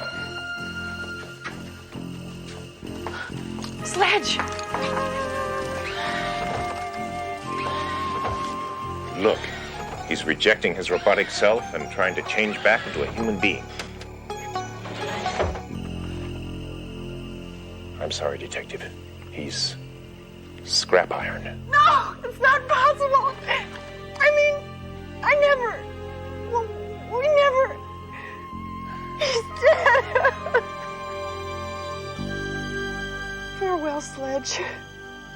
Farewell, my lovely. Dory. Sledge, you're alive. Captain, he's alive. Terrific.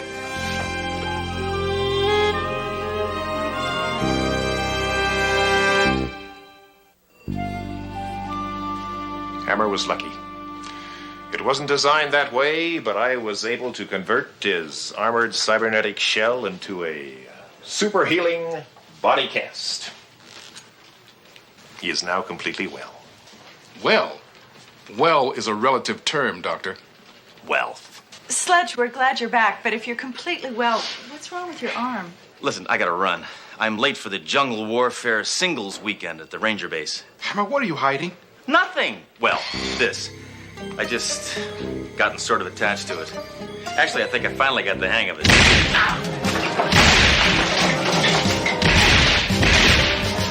Sledge! Stop! You're scaring him. I'm only human.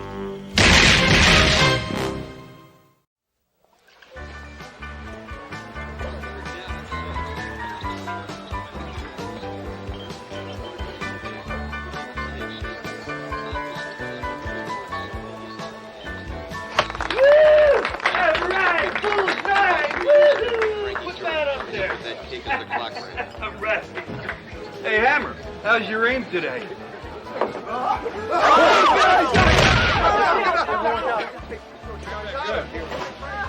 Worth 50 points. Penalty marker goes down. Pass interference against Chris Brown of Notre Dame. Yeah, or a root beer for the little lady, and for me, I'll have a root beer and make the mugs frosty. Right up. Allen Fink at 5 yards deep. He's going to run it out. He's up to the 5. Now he throws back the other way to 84. Did I ever tell you I used to play football? No, you never did. Of course, I played like a real man, without a helmet. Why doesn't that surprise me? Howdy, folks. Cowboy Cody here, and I'd like to drive this brand spanking new little filly right into your driveway. Oh, no, not him again. I hate that buzzard. Turn the channel. Come on, Hammer, we're watching a game. Yeah? Well, I wish that Bonanza reject would drop dead.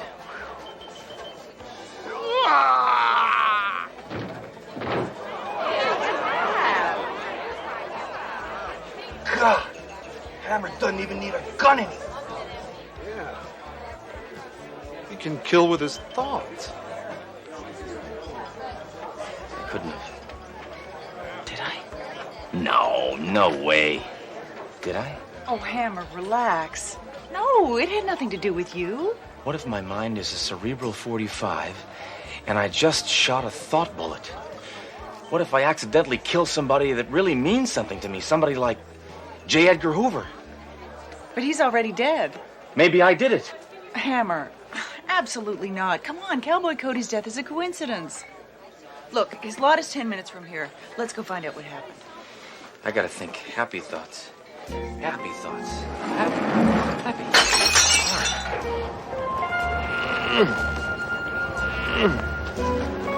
What's wrong, Blades? Didn't want him to die with his boots on? No, I want his boots. These babies are real snakeskin.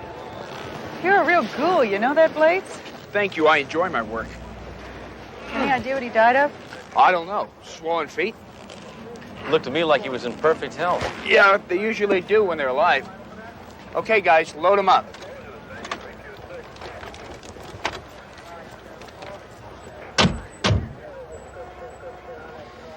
I sure hope this wasn't my fault, Duro.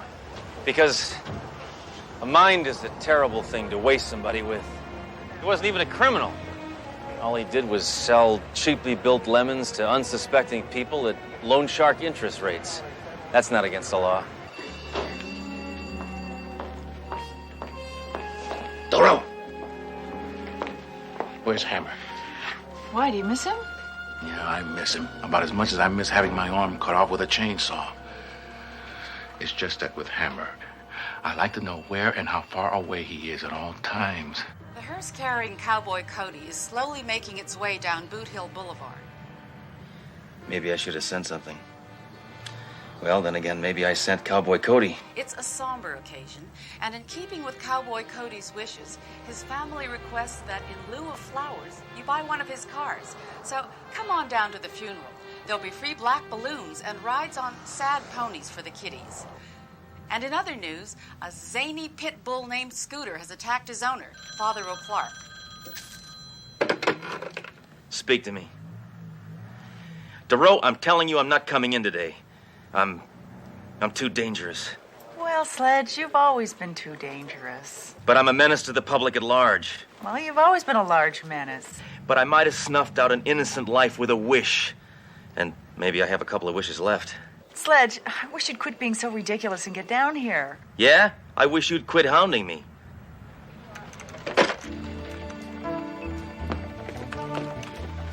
Okay, DeRoe, I'm here. Happy? Right, Sledge. I just want to prove to you that Cowboy Cody's death wasn't your fault. Big-time car dealers die all the time. Of course. Do you know how many times I've wished those guys would drop dead? Sledge, it's a high-pressure job. It's a lot of stress. It's bound to take a toll on your health. All right, look. Car dealers who've died in the last year. 5. See? You're right. I had nothing to do with their deaths. Of course. Of course. Their business killed them. Of course. I don't know where my head was at. Uh-oh. I knew it. I killed him. No, but they all died within 48 hours of their wedding. Just like Cowboy Cody. So, my marriage almost killed me. Just out of curiosity, I'm going to punch up the widows. Betty Jo, Bobby Jo, Mary Jo, Sally Jo, Debbie Jo. Doesn't that sound weird to you? Yeah. Can you believe how many stupid people name their daughters Joe? I wonder what they name their sons. Nadine? Now I'm really curious. Let's go down to the microfilm library and see if we can find out why all these honeymoons were so short.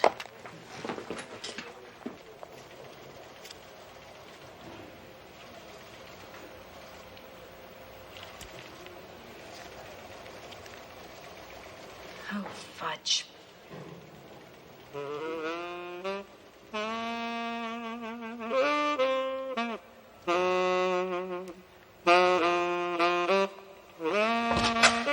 Excuse me. Are you lost? Isn't this the microfilm library? Yes. I know what you're thinking. Wanda Hobbs is nuts. Why else would she be playing strip solitaire by herself? No, actually, we came here because we What else do you expect me to do? Nobody wants to see microfilm anymore. Nobody comes to visit me. I'm alone here. Day after day, year after year, alone, all by myself. So I play strip solitaire. Now, is that so bad? No. No. I think this one just flew into the cuckoo's nest. Actually, we came here because we want to look at some microfilm of old newspapers. God bless you. Please, please. Enjoy. Can I get you some coffee, some tea, some broth? How about a Danish, a donut? Bear claw, perhaps? Just the microfilm, all right? Plenty of time for that. First, let's chat. I'm Miss Hobbs, and I've got a name tag here someplace. I seem to have misplaced it. Anyway, I'm a people person. I like people, but no people ever come down here to visit me, except, of course, you two. Now that you've found your way, I hope you'll come down again. Look, you babbling old bag, just show us the microfilm, all right? Sledge! That's okay. As a people person, I'm aware that not all people are nice. Some are jerks. But I can tell that you are one of the nice ones. Okay, here we go. There's another one, Sledge. Look. And another one. Can we get blow-ups of these? Blow-ups? My, oh my, this is turning out to be a busy, busy day. Mr. and Mrs. Wranglin Rick, Orlando, Florida. Surfin' Sam, Newport Beach. Madman Mike, Bangor, Maine. Mr. Dan the Blubber Man, Houston. Crazy Phil from Salt Lake City. And our very own Cowboy Cody. Looks to me like it's the same woman. But did you happen to notice that it's the same woman? Oh, of course you did. But did you happen to notice it's different photographers? Hammer, nobody really cares. Least of all me. All right, Captain, what do we do now? Well, since this is an interstate crime, it is a matter for the FBI. There's no guarantee they'll solve the case. Look, Cowboy Cody was killed in my city by the most despicable, devious vermin that exists. A wife. And I'm gonna stop her before she marries again. You mean kills? There's no difference.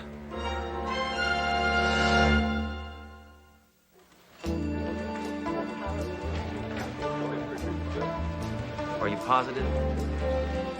You did a thorough job? You sure you weren't whiffing some formaldehyde? This weirdo coroner doesn't know the difference between a corpse and a cowboy boot. I told him we were absolutely certain that Cody was poisoned, but he insists there is no sign whatsoever of any foreign substance injected or ingested. Let's go down and whack his head against the autopsy table. Hammer! Now, according to my toxicology book, there are at least 7 poisons that are untraceable. Oh, really? As if I never saw a Columbo rerun. For a poison to be completely untraceable, it has to be absorbed by the skin. It also has to be applied in large doses and left on for a minimum of 6 hours in order to be effective. Oh, come on, Duro. What cheesehead would wear a ton of toxic poisons on his skin for 6 hours? Of course, he was a car dealer. You're right. We don't have anything. Wrong.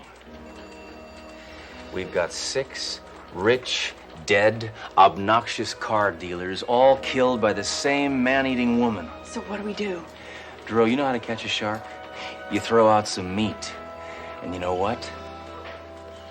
You're looking at the meat.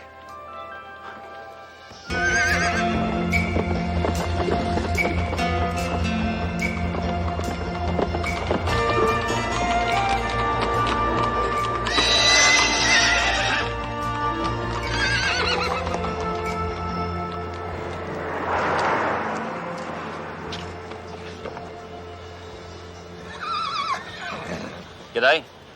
Howdy, sir. See anything you like? Sure do, mate. I like everything. Name's Crocodile Bruce. I'm the biggest car dealer in the entire outback, down under. Over easy. And I'm looking to add this lot to me herd. You mean you're gonna buy the whole dealership? That I do, mate. You take cash.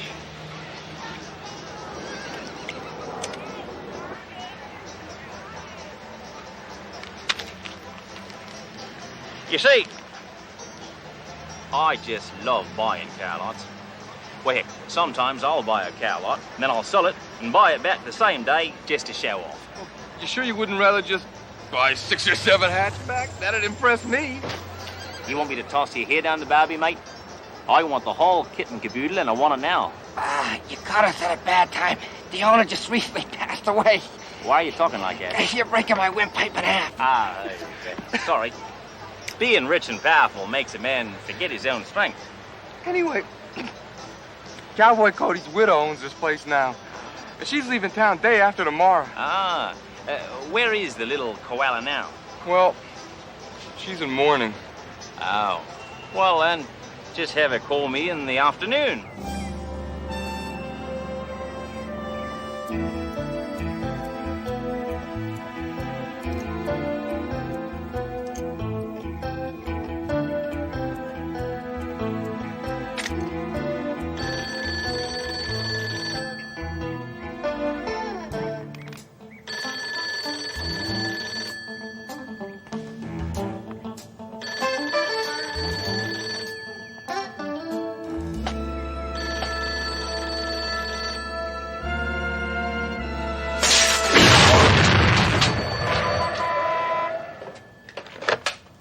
Yellow.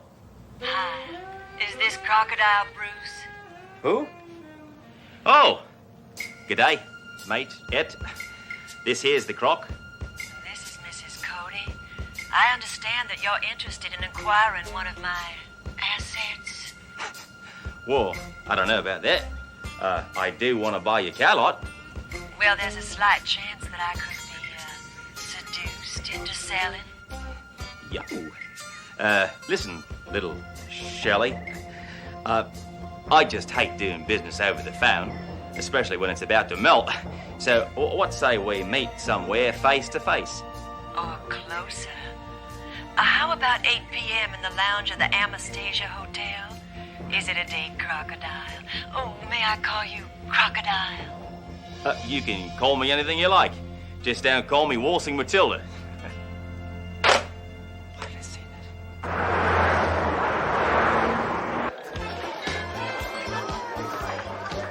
Duro, it's been 20 minutes.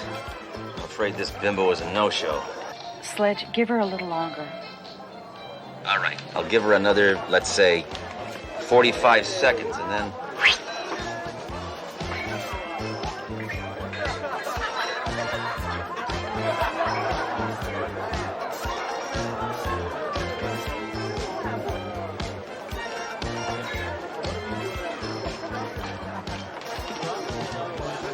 Crocodile Bruce, I presume. Sorry. Just blowing a little water up my nose. No big deal. Good day. Sit down. Take a load off. I like your hat. My dad gave it to me when I was just a baby. Took me 30 years to grow into it. Can I get you a drink? Yes, please, champagne. Mate, your best champagne and 2 frosty mugs. I didn't get your name. I didn't throw it. Can't believe she said that. You know, Croc, I keep pretty close tabs on the retail auto business.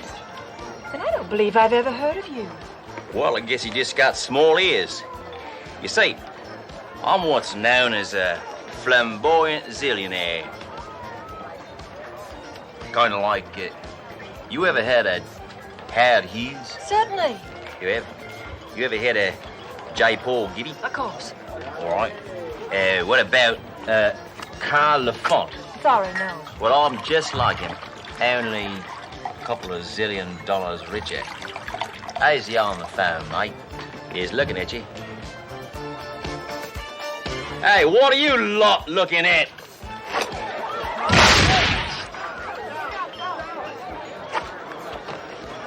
No worries. Good day. I like your style. Yeah, I'm quite a dude. So listen, lady. You gonna sew me that car lock, or are we just blowing hot smoke out our tailpipes? May I suggest we go up to my suite and indulge in some heavy bargaining? You don't have to tend me high, Clyde. I'm right behind you. Duro, I think I'm just about to toss another whip on the babby.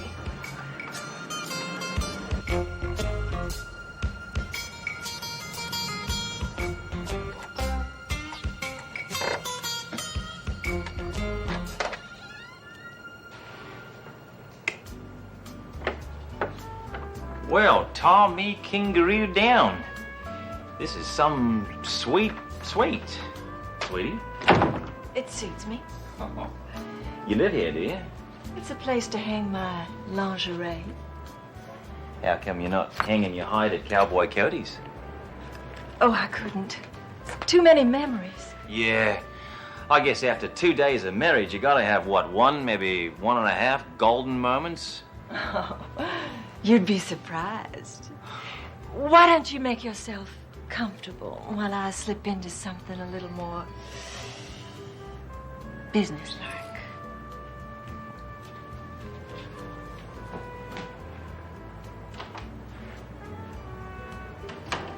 Duro, she's got a tiny car lot on her coffee table. I think this woman's running a couple of quarts low. Now all I gotta do is get her to marry me and then kill me before tomorrow and we're home free. Wallaby, wallaby, wallaby. Dress for success, I say. Boy, those things are amazing. Thank you. Yeah, these little cars, they're so lifelike. Vroom, vroom, vroom, vroom, Put vroom. that down. You're adding mileage. It's all right. You'll sit back the odometer anyway. This model is the apex of my dream The ultimate car dealership. Not acres and acres of cars, but miles and miles. 3,000 miles. A car lot that stretches from sea to shining sea. Kind of like bumpers across America. Exactly. And we can do it together, Croc. With your zillions and my, shall we say, attributes. We can become the Jim and Tammy of the automotive world. Sounds like a kick in the pants. Oh, we'll own every car lot there is. Because if you own the cars, you own the world. Well, what the heck? You like cars, I like attributes. Let's get married. Oh, Crocodile, please. I'm a woman in mourning. Trust me, by tomorrow morning, you won't be mourning. In the morning. I'm still wearing Cowboy Cody's wedding ring. Listen, Gilly, I'll buy you a diamond ring so big, you'll have to wear it on 3 fingers. Oh, take your hat off.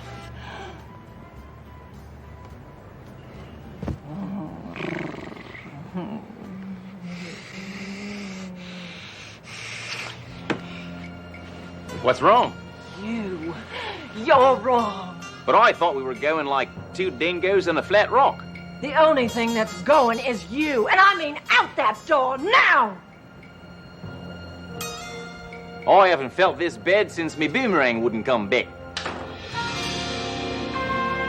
I'm telling you, Duro, it was not my fault. Maybe you're a lousy kisser.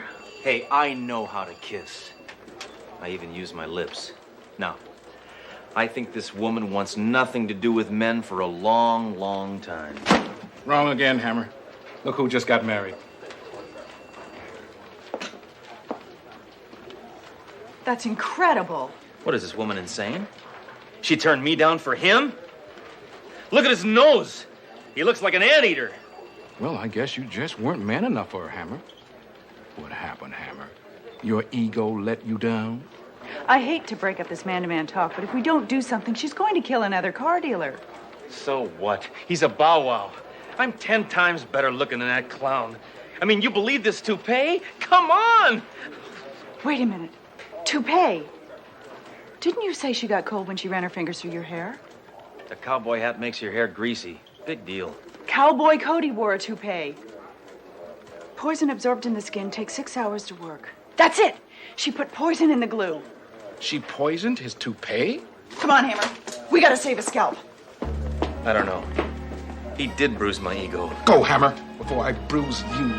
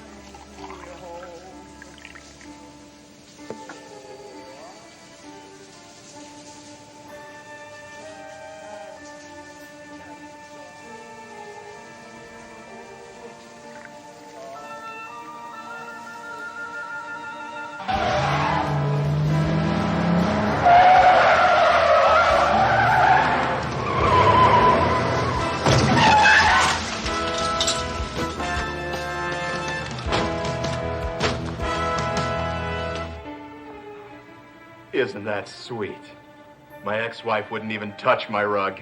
Oh, I adore toupees. I just love what they do to a man. Well, let me just put that rascal on. Oh, no, my sweet, my love, my life. Allow me. Trust me, I know what I'm doing.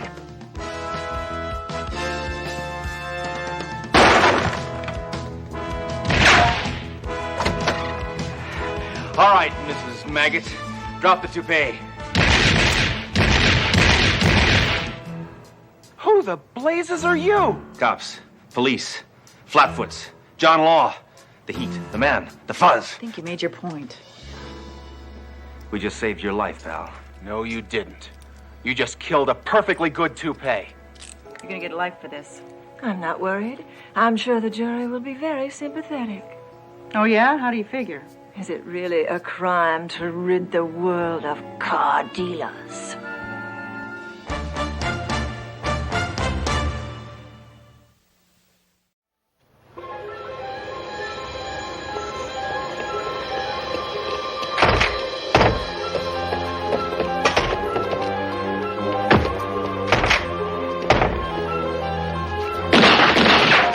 Your history, hog breath!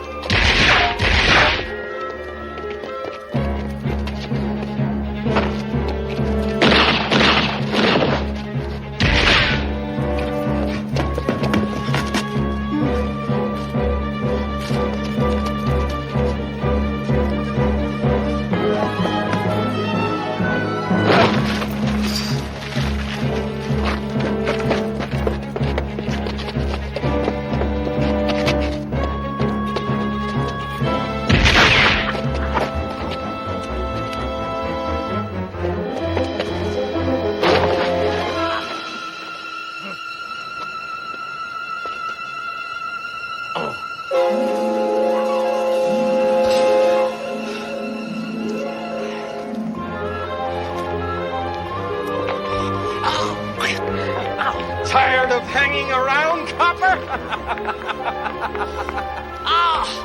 Couldn't you worn a tennis shoe?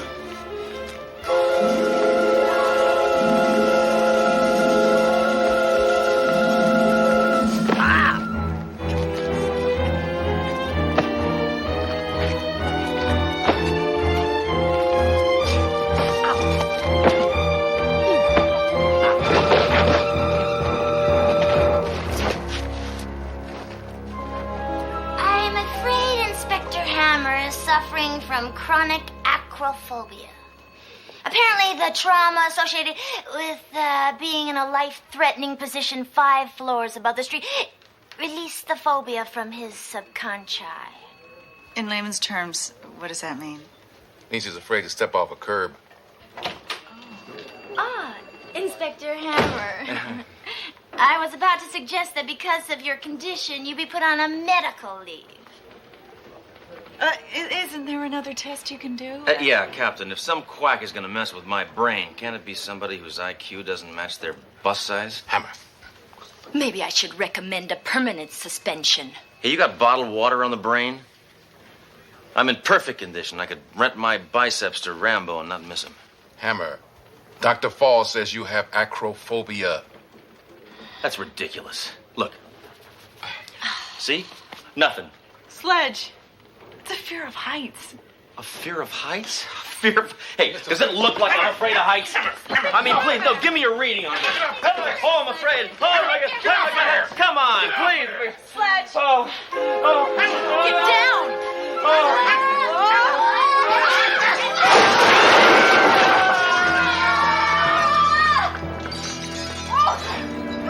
Hammer, guess what? What? You're on medical leave as of now.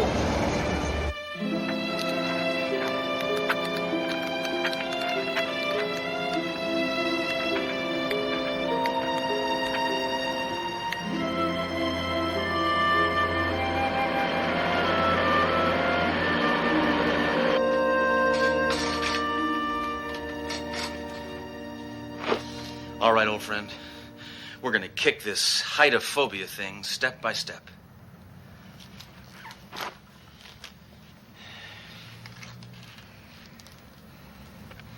I step up. I step down. I step up.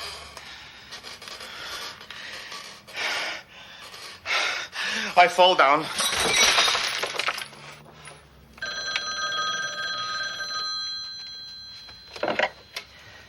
Hammer. Sledge, got great news for you. What, you can finally buy guns and vending machines? No.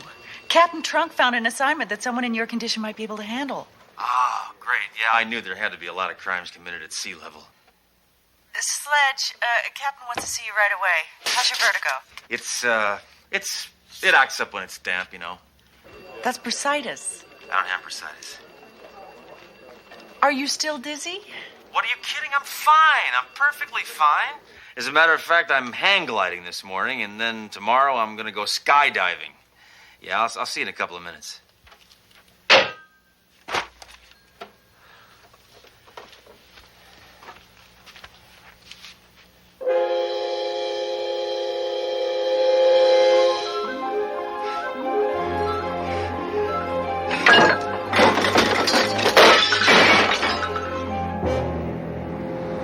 I tell you, I'm fine. I'm completely back to normal.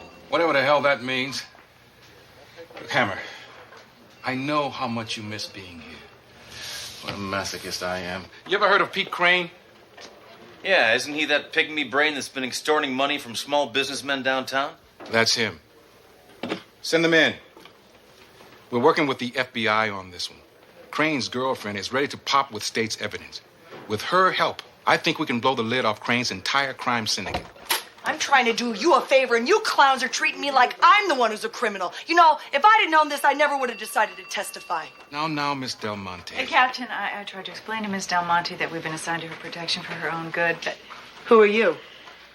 Inspector Sledgehammer, Miss Del Monte. You know, you're kind of cute for a cop. I know.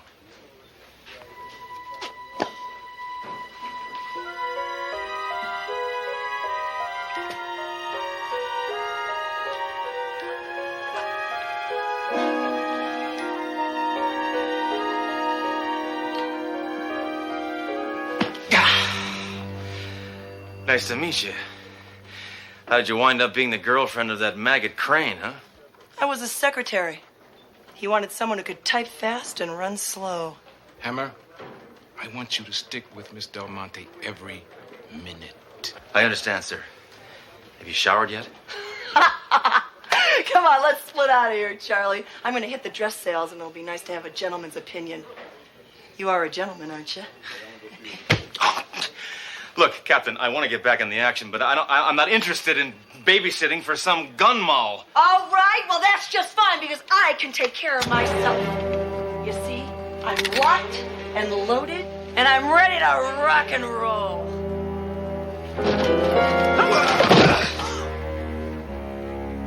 Well, maybe this will be good for a couple of laughs. Hammer! Get out of here! Everybody, get out! Get out!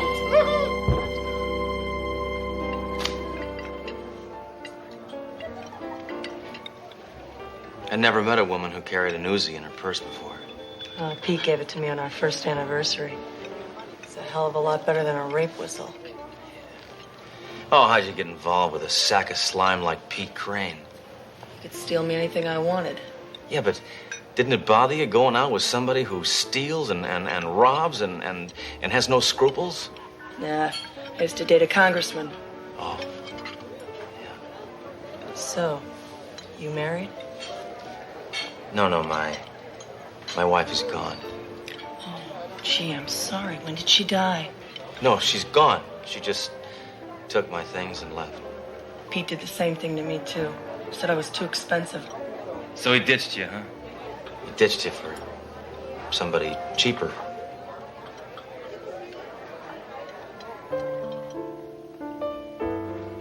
You know something? You and I are on the same wavelength. You know, you're not bad for a cop. And you're not bad for a mistress. Hey, buddy. Can I borrow your sugar? Yeah, sure. Here, take it. Not that one. This one. Hey, back off, Ragweed. You're talking to a lady. Oh, you... Nice technique. Tai Chi and karate? Yeah, you study with Master Chang, too? Yeah. Till he became road manager for Motley Crue. Yeah. On my shoulder. That's a nasty bruise. Want me to finish him off? Oh, no. So my top will cover it. There's something about you I like. What is it? I'm violent. That's it. Always a firm foundation to build a relationship on.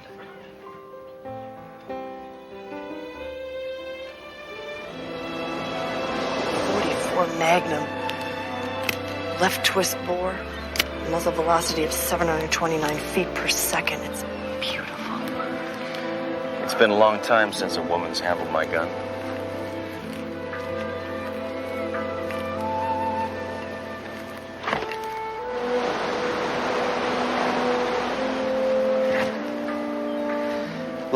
When this is all over, can I see you again? Oh, Sledge, I don't know. Hey, why don't you join the force? That way we get to see more of each other and you can get paid honest money for roughing people up. Oh, Sledge, Well, think about it, will you? Will you think about it? Oh, look. There's my hideaway. What, the lighthouse? Oh, I love it there. It's the only place where I really feel at peace.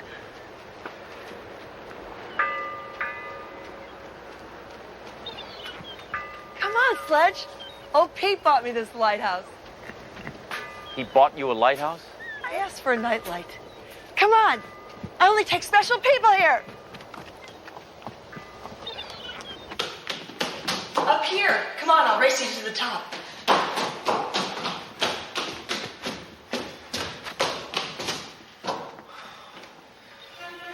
Come on, Sledge. I can't. Somebody turned the stairs to jello. Sledge, stop him! Stop him! Please! No! No! Go! My vision's as bad as those people that colorize black and white films. Please! Help me! No! Please! Oh! No!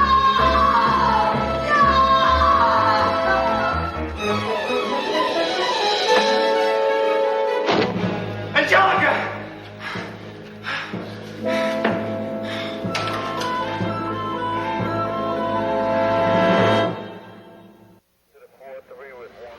You all right? She was too young to die. She never had a chance to find out what a great guy I am. It was a terrible tragedy, Sledge. I was really falling for her. And I know she could have fallen for me. I know it. But she did. We had so much in common. We even hated some of the same people. Did you know that she carried a bigger gun than I did? Sledge, I don't know. It looks like somebody dragged her to the top of this lighthouse and threw her in the ocean. We went together like a headache and a pill. Not a clue up there. Whoever did this made a clean break. I don't want to hear that. That scum sucker killed a woman I could have had a future with. There's got to be a clue up there. There's got to be a clue up there.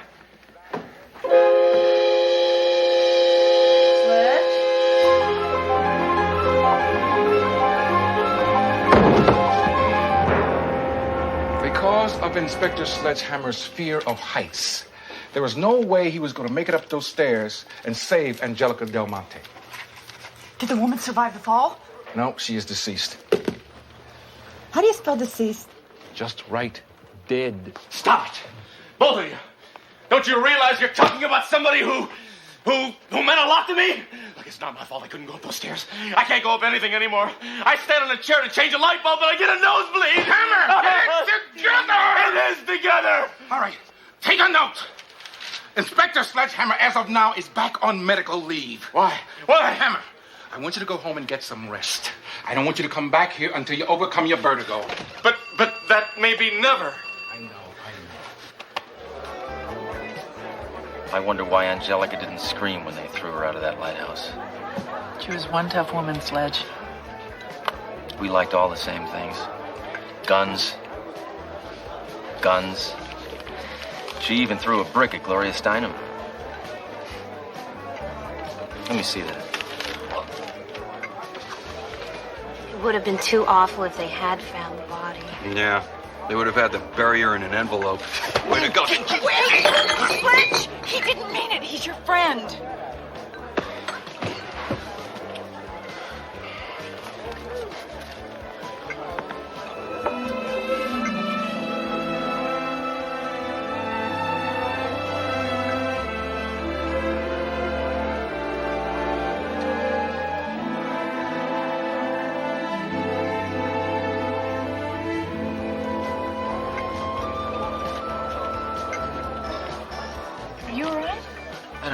What's the matter with me? Everywhere I look, I see your face in drinks, in lights, in mirrors.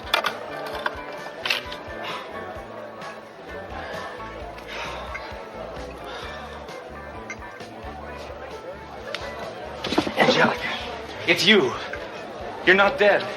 You've come back. Sledge, it isn't her. Why aren't you dead, Angelica? Well, my name is Susan Taylor. I don't know what you're talking about. No, I know who you are. Don't you remember? We were almost best friends. Sledge, this can't be Angelica. This man's a maniac. You know, you need help. No, don't you remember? Don't you remember the good times we had? The fights, the guns? Sledge, give it a break. Trust me. I know what I'm doing. Look at this face. Look, everybody. Doesn't this look like the woman I let get killed at the lighthouse? I know it's you. I know it is. You've come back to me. No, you're mistaken. You've come back. Sir, I am not this Angelica. All right, do me a favor. Come back to my apartment with me. I want to try an experiment. Oh, last time I heard that line was from a shoe salesman. No, you've got to come back. You've got to. You've got to go with me. Sledge, you're stressed out. Guys, grab him. No, I know it's her. I know it's her. It's her. Okay, fine. Come on, we'll go back to your apartment. Just as long as you promise to then leave me alone.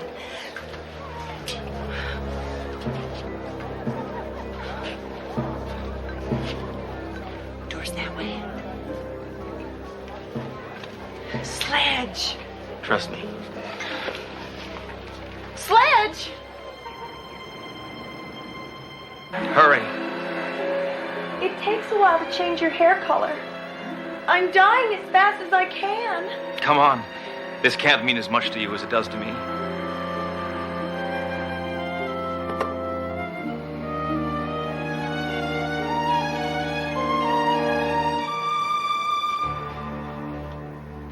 That's it. Now you look exactly like her. You know, this really is crazy. I'd like to be whoever you want me to be, but I'm really not this Angelica person. I'm Susan Taylor from Salina, Kansas. No, don't say that. Say tough words like maim, kill, destroy.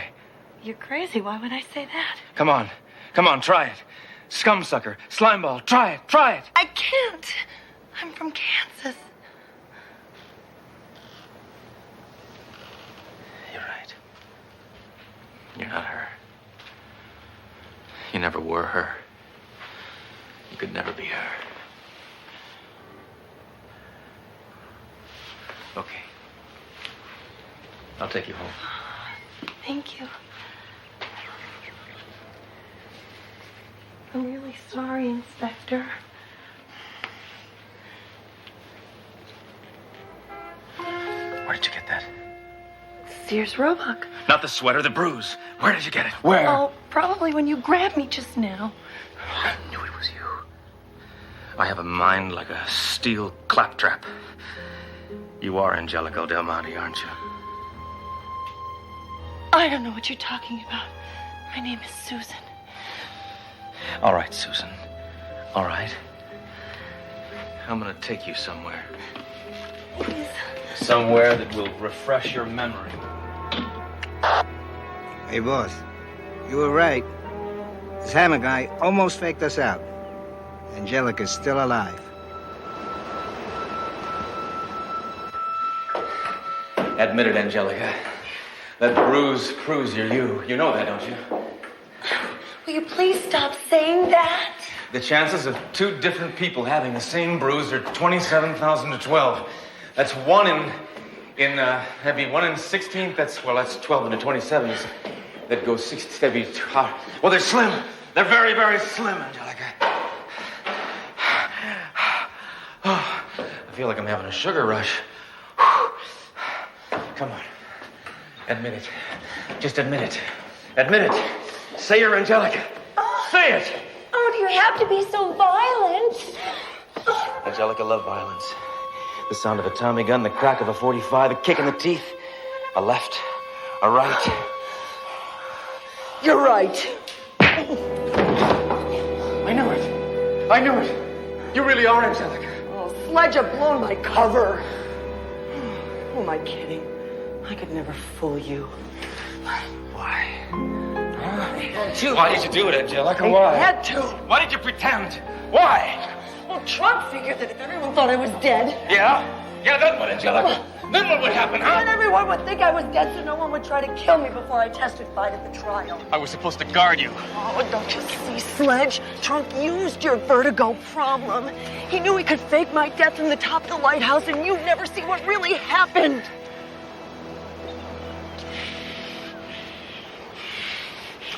So you're not dead.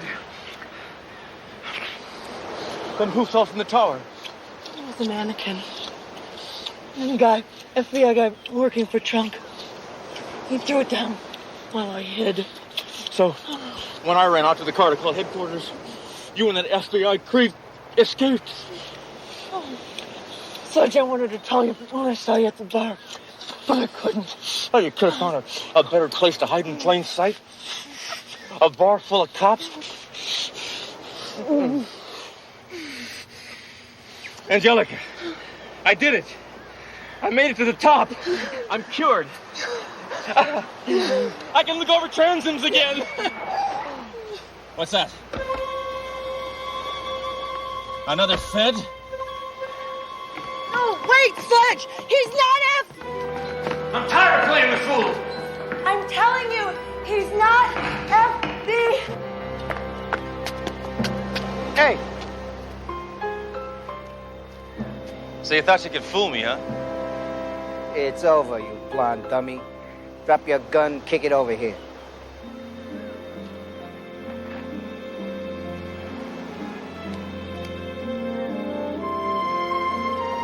I said kick it over here. Forget it, slimeball. I never kick a friend when he's down. Angelica! Freeze! Angelica? Was trying to tell you he's not FBI. Now you tell me. Your boyfriend Pete put a nice price on your head. That's gonna make a nice down payment on my condo. I have a message for you. Pete says goodbye. No way, scumsucker. You're gonna have to shoot me first. Okay.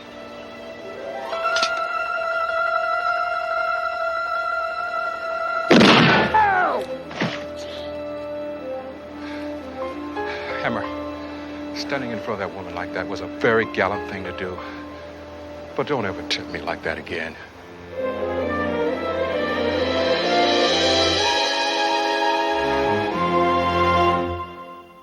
Thanks to Angelica's testimony, Crane has been sentenced to 50 years in prison. Well, I guess it's safe to say that relationship's over. Nope. Apparently, after the sentencing, they made up. I mean, they settled their differences. And when he's done serving his time, they're gonna get married. By the time that happens, we'll be throwing rice at their wheelchairs. Well, you know what they say. True love knows no bounds. I'm sorry, Sledge. Well, it could be worse. I mean, you feeling better? No more vertigo, right? No, I haven't had a drop. And I'm not getting dizzy anymore either. Watch. See, look. Hammer, get off that. Hammer, get off that deck. Hammer, get off that deck. Hammer, get off my deck. Get off my deck. I'm fine. No, see, I'm fine. Look, I'm fine.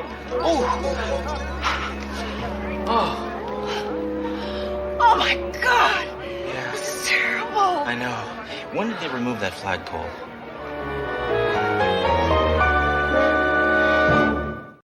Sari sari কেন? আমি কি তোরে কিছু দিতে পারি না? এমনি করে টাকা খরচ করলে টাকা জমাইবা কেমনে? দূর, একটা শাড়ির আর কতই দাম। শাড়িটা কিন্তু সুন্দর আছে। আচ্ছা, একটু পরে দেখা না। আরেকদিন পরবো। কি কস? পর না, তোরা অনেকদিন শাড়িতে দেখি না। রাবেয়া, রাবেয়া, খুলতেছি।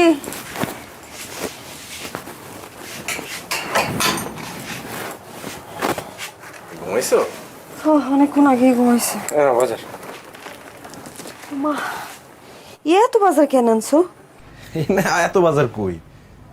ঘরে একটা নতুন মানুষ আসতেছে না, ওর জন্য খাওয়ান দরকার আছে না। রাক্ষসের মতো খাইবো তো সবাই, এত বাজার করে লইছো? আরে না, রাক্ষসের কিছু নাই। যাও, বাজারটা রাখো।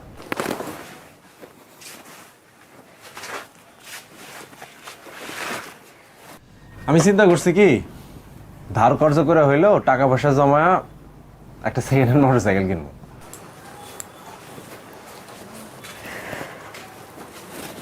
মোটরসাইকেল কেন? আরে ভাড়ায় গাড়ি চালা খুব একটা লাভ হয় না, এদিকে তেলের দাম বাড়তি, তারপরে যে চাকরিটা করি সেখানে তো টাকা পয়সা খুব বেশি দেয় না। ঘরে একটা নতুন মানুষ এসেছে, আমি যদি এই চাকরিটা ছাইরা যদি বাইক রাইড সারাদিন করি তখন কিছু টাকা আসবো, ভালো হইব না? দেখো যত যাই কও, চাকরির কিন্তু একটা নিশ্চিত ইনকাম আছে, সেটা কমই হোক। চাকরিটা ছেড়ে দেয় কি ঠিক হইব? তাও ঠিক, কিন্তু এই যে ঘরে একটা নতুন মানুষ এসেছে, একটু নতুন করে চিন্তা করতে হবে না, টাকা পয়সা লাগবে তো। জানি না, সেটা করো ভাইবে চিন্তা কইরো। আচ্ছা তুমি অত চিন্তা করো না, এটা তো এখনই কিনতেছি না, টাকা জমাতে তো একটা সময় লাগবে, তাও ধরো 6-7 মাস তো লাগবেই। তারপরে রফিকরে কইছি যে যখন মোটরসাইকেল কিনবো তখন কিছু টাকা ধার দিতে, ও রাজি হয়েছে, মিলাজুলা একটা কিছু হইব। আচ্ছা বাদ দাও, এই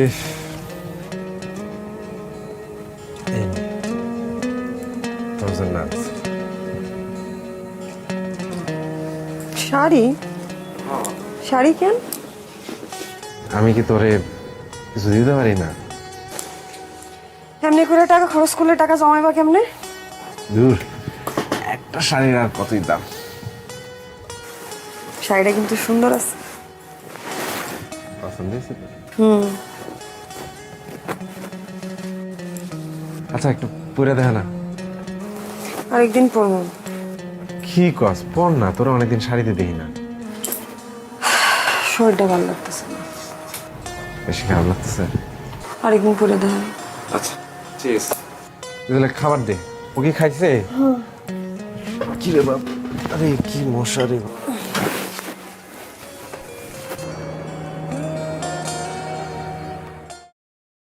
শুনেন, কালকের খেলায় আপনি হারবেন।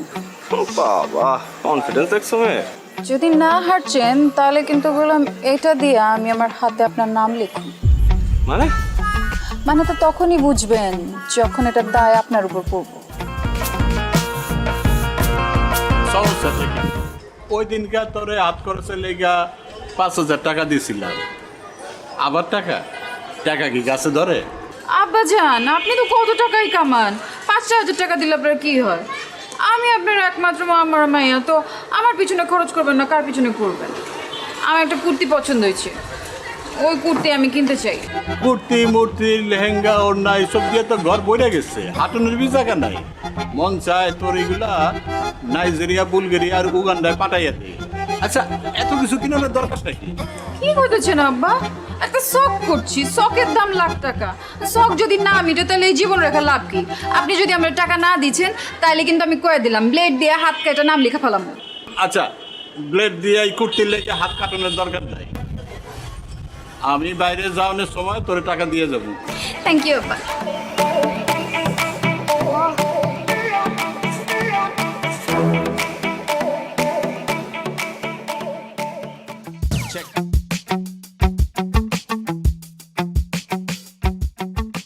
আচ্ছা লাইলি, তুমি এরকম প্রতিদিন কোনো পড়াই কমপ্লিট করছো না, আমি কিন্তু তোমাকে আর পড়াতে আসবো না।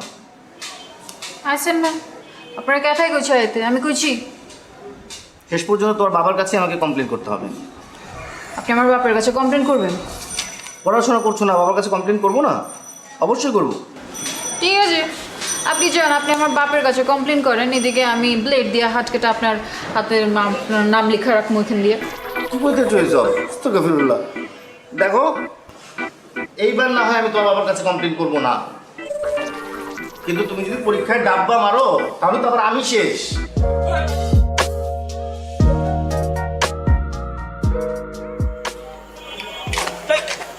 ও তুমি ডরাইছেন? ডরাবো কেন, মাগের এরকম আতকা মায়া মনে সামনে চলে আসলে তো একটু চিন্তা লাগেই। আর কালকে আবার তোমার মামার সাথে চ্যালেঞ্জ, বইলাইছো শেষবার মতো চুলদারি আশ্রয় আসতে। শুনেন, কালকের খেলায় আপনি হারবেন। বাবা, কনফিডেন্স দেখছো মেয়ে। যদি না হারছেন তাহলে কিন্তু বললাম এটা দিয়ে আমি আমার হাতে আপনার নাম লিখুন। মানে তো তখনই বুঝবেন যখন এটার দায় আপনার উপর পড়ব। সরেন। আরে ভাই নাম লেখবা মানে? মুসিবতে পড়লাম। জিততে না পারে এখন 2 নাম্বারই।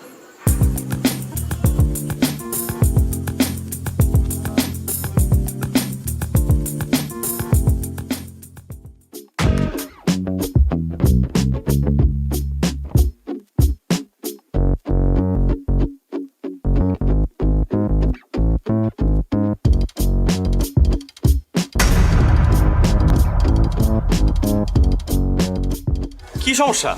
যাইতে দিছো না কেন? সমস্যা আমার না আপনার। আপনি মানুষ না খুনি? মানে মানে বুঝেন না? কালকে কি করছেন? কাচির লগে কি মিলাচ্ছেন? পেট খারাপের ওষুধ। দেখো এখন কিন্তু বাড়াবাড়ি হইতেছে। তোমরা কাচ্চি খাইতে চাইছো, আমি খাওয়াইছি ব্যাস। কারণ কারো যদি পেট পাতলা হয়ে যায়, কেউ যদি হজম করতে না পারে, সেটা তো তার সমস্যা, আমার না। বাড়াবাড়ি আমরা করছি না আপনারা করছেন? মানে ইচ্ছে করে আপনারা খান নাই কালকে, তাই না? যাতে আমার লগে প্রতিশোধ নিতে পারেন। আর যদি নিতে চাই সেটা কি দোষ? 3 বার ঘুরি চ্যাম্পিয়ন আমি, তোমার কারণে আমার হারতে হয়েছে। হারছেন তো কি? মাঝে মাঝে কিছু জিতবার লাগা কিছু হারতে হয়। এই তোমার কাছে হাইরে আমি কি জিতছি? হ্যাঁ, আমারই জিতছেন, আমার মন জিতছেন। এই দেখো তুমি আমার আবার কোনো কিছু তো ফাঁসে দিচ্ছ, আমি বুঝছি। এইসব ফান্দে আমি পা দিতেছি না, প্লিজ। আমি আপনারে ফাঁসাই নাই, আপনি আমারে ফাঁসাইছেন। আমি তো আপনার প্রেমে পড়ে গেছি ফ্রি মাস্টার।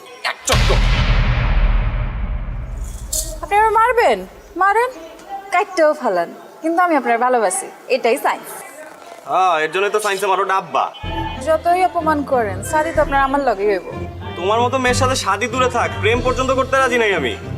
হ্যাঁ, আর এইসব ব্লেড ফেড দিয়ে কোনো কাজ হবে না, আমি ভয় পাই না আর। দেখো চন্দ্র, তুমি কি করো।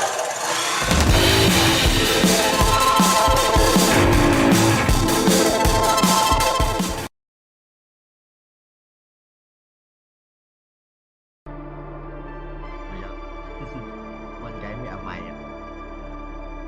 Em mày đang chửi con Tam đâu em? Mấy thằng ấy chửi nhau cứ lôi bắt gì bắt các kiểu ra nó chửi đấy mà. Bây giờ có chửi được đâu.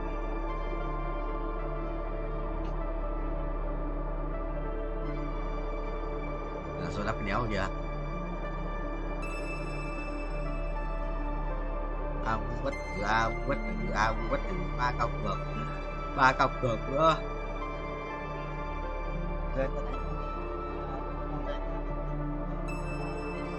Mày đã theo được sẵn rồi, tao cho mày một con vào. Với cả con tam áp con này, xong rồi thêm tam ken nữa, đỉnh. Có cút lòng vàng đấy, tam ken là xịn nhất rồi. Một con là to nhất trong cặp cược rồi, quá to nhất làm vàng.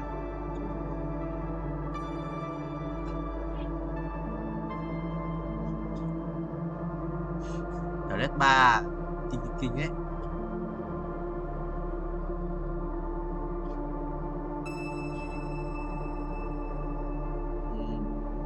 À, Galio Bồ Đăng Hoa. Rồi Galio cút tuổi con lắc là lém đau điện, lắc phùn đồ 3 sao. 7 sử ra chỉ là mũi rồi. Con lắc cái 7 sử ra chỉ là mũi rồi, đâu còn phát chết. Xong gì? Hút còn phát chết con kêu. Dạ, xài kinh mà. Quân, biết con Amuba ở đây có đồ gì không? Có thú tượng, dây chuyền tự lực, giáp siêu linh, được chưa? 2 cái đồ quân sự kinh ấy.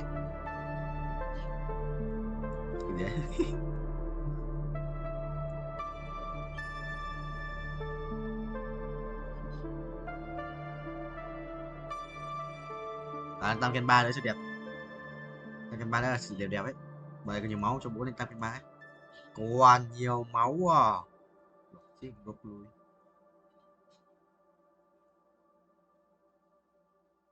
Thằng này lắc này. Con lắc nó cũng là một vấn đề đấy, nhưng mà sự con áp cơ. Áp là carry.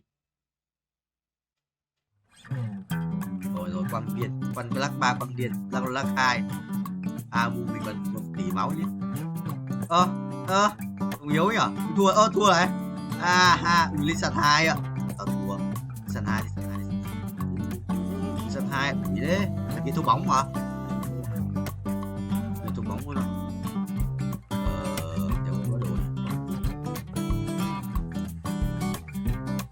Đây. Đấy. Thua rồi.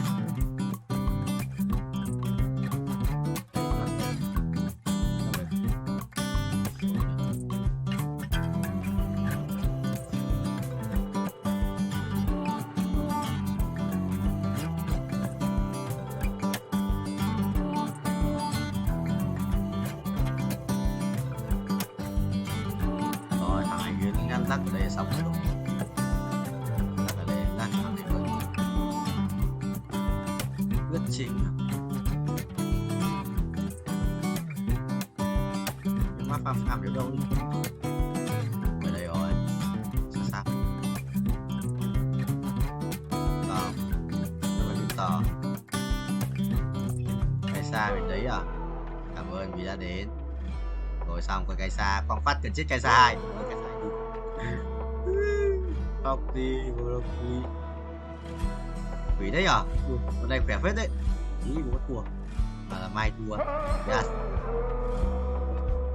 Cút, mày cút. Mày cút.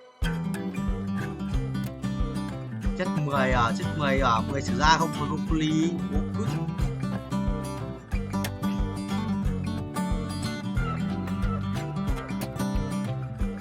Đéo có tập ken mà, nếu tao tập ken rồi hỏng rồi. Để thằng này tập ken 3. Broccoli. Nó ra kìa, sao ra 3 không? Nổi không?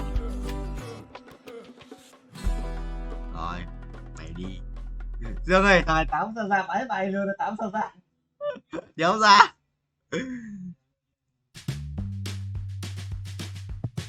Thằng đi sân 2 ạ, căng lắm. Rồi thằng đi sân 2 em cũng chịu. Mày thua. Đi sân 2 ạ. Rồi đi sân 2 vừa còn đéo chết cơ, đéo nhỏ. Đéo chôn đéo gì. Thắng này, không ngờ mình thua nhỉ. Ui nó nhất ao mu gần chết kìa, chôn búa. Tam ken thì ai lỡ dùng tam ken này. Mua chôn búa à? Cái đi rồi, cái thôi bóng. Được rồi. Sao ra rồi.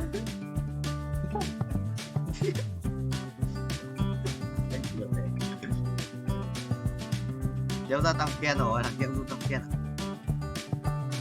Tao chắc là nổi không? Mày đi sao đi luôn. Tăng cường không nhỉ?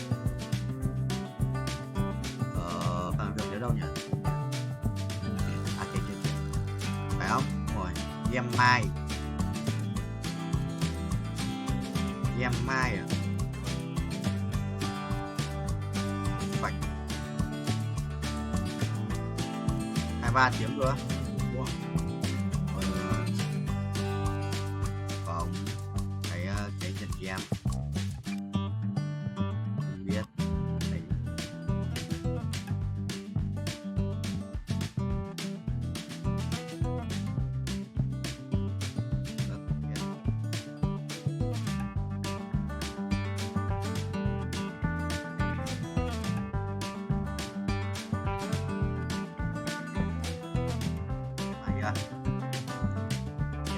Uầy, ánh sáng à, đồ ánh sáng à? Con mua con nào nó đồ ánh sáng mà sao? Vẻ đấy, sao cái đầu quăng đau đấy? Uầy, nó bỏ bài ra cho sao nhỉ? Thì hay cái bạn nói, nó thấy bỏ khỏi bài đâu. Với nó bài yếu lắm, nó bỏ khỏi bài rồi. Bạn mà, nó bỏ bài ra. Khoảng cái bạn nói sao ấy? Bạn nó đéo đỡ được, tài với lịt chỉ vậy. Các bạn đâu đéo đỡ được cũng bỏ bài ra nhé, chôn quá. Gì bạn? 2 để chịu.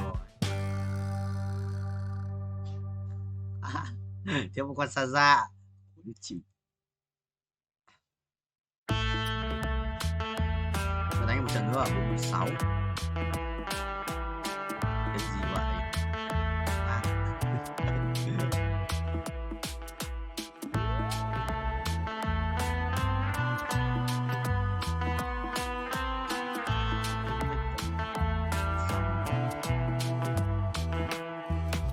Theo quan tâm. Mày trốn.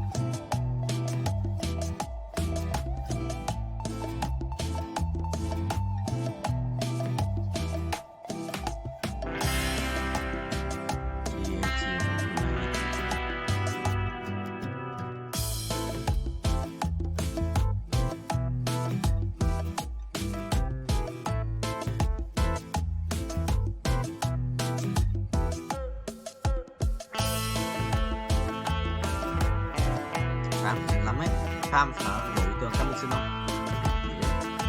Vào đấy.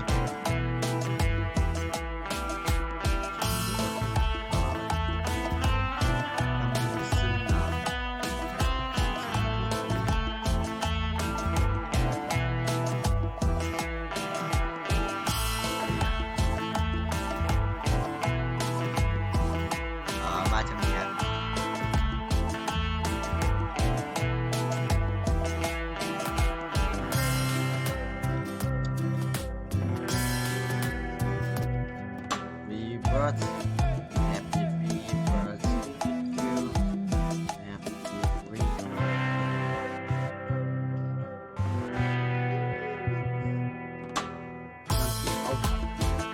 Cái người đá đéo thằng nhập lên này. Người đá là cái đồ hỗ trợ một chút.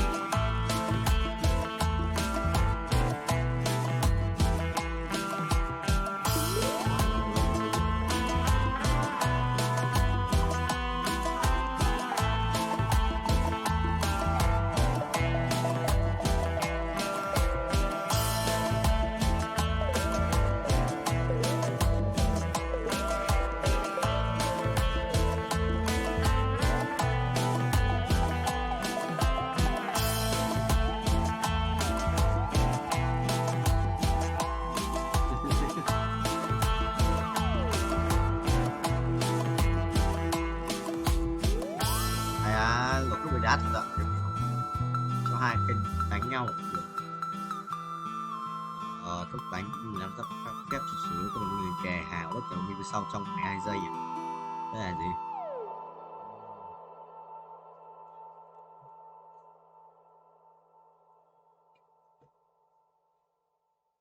Bố chạy đi à?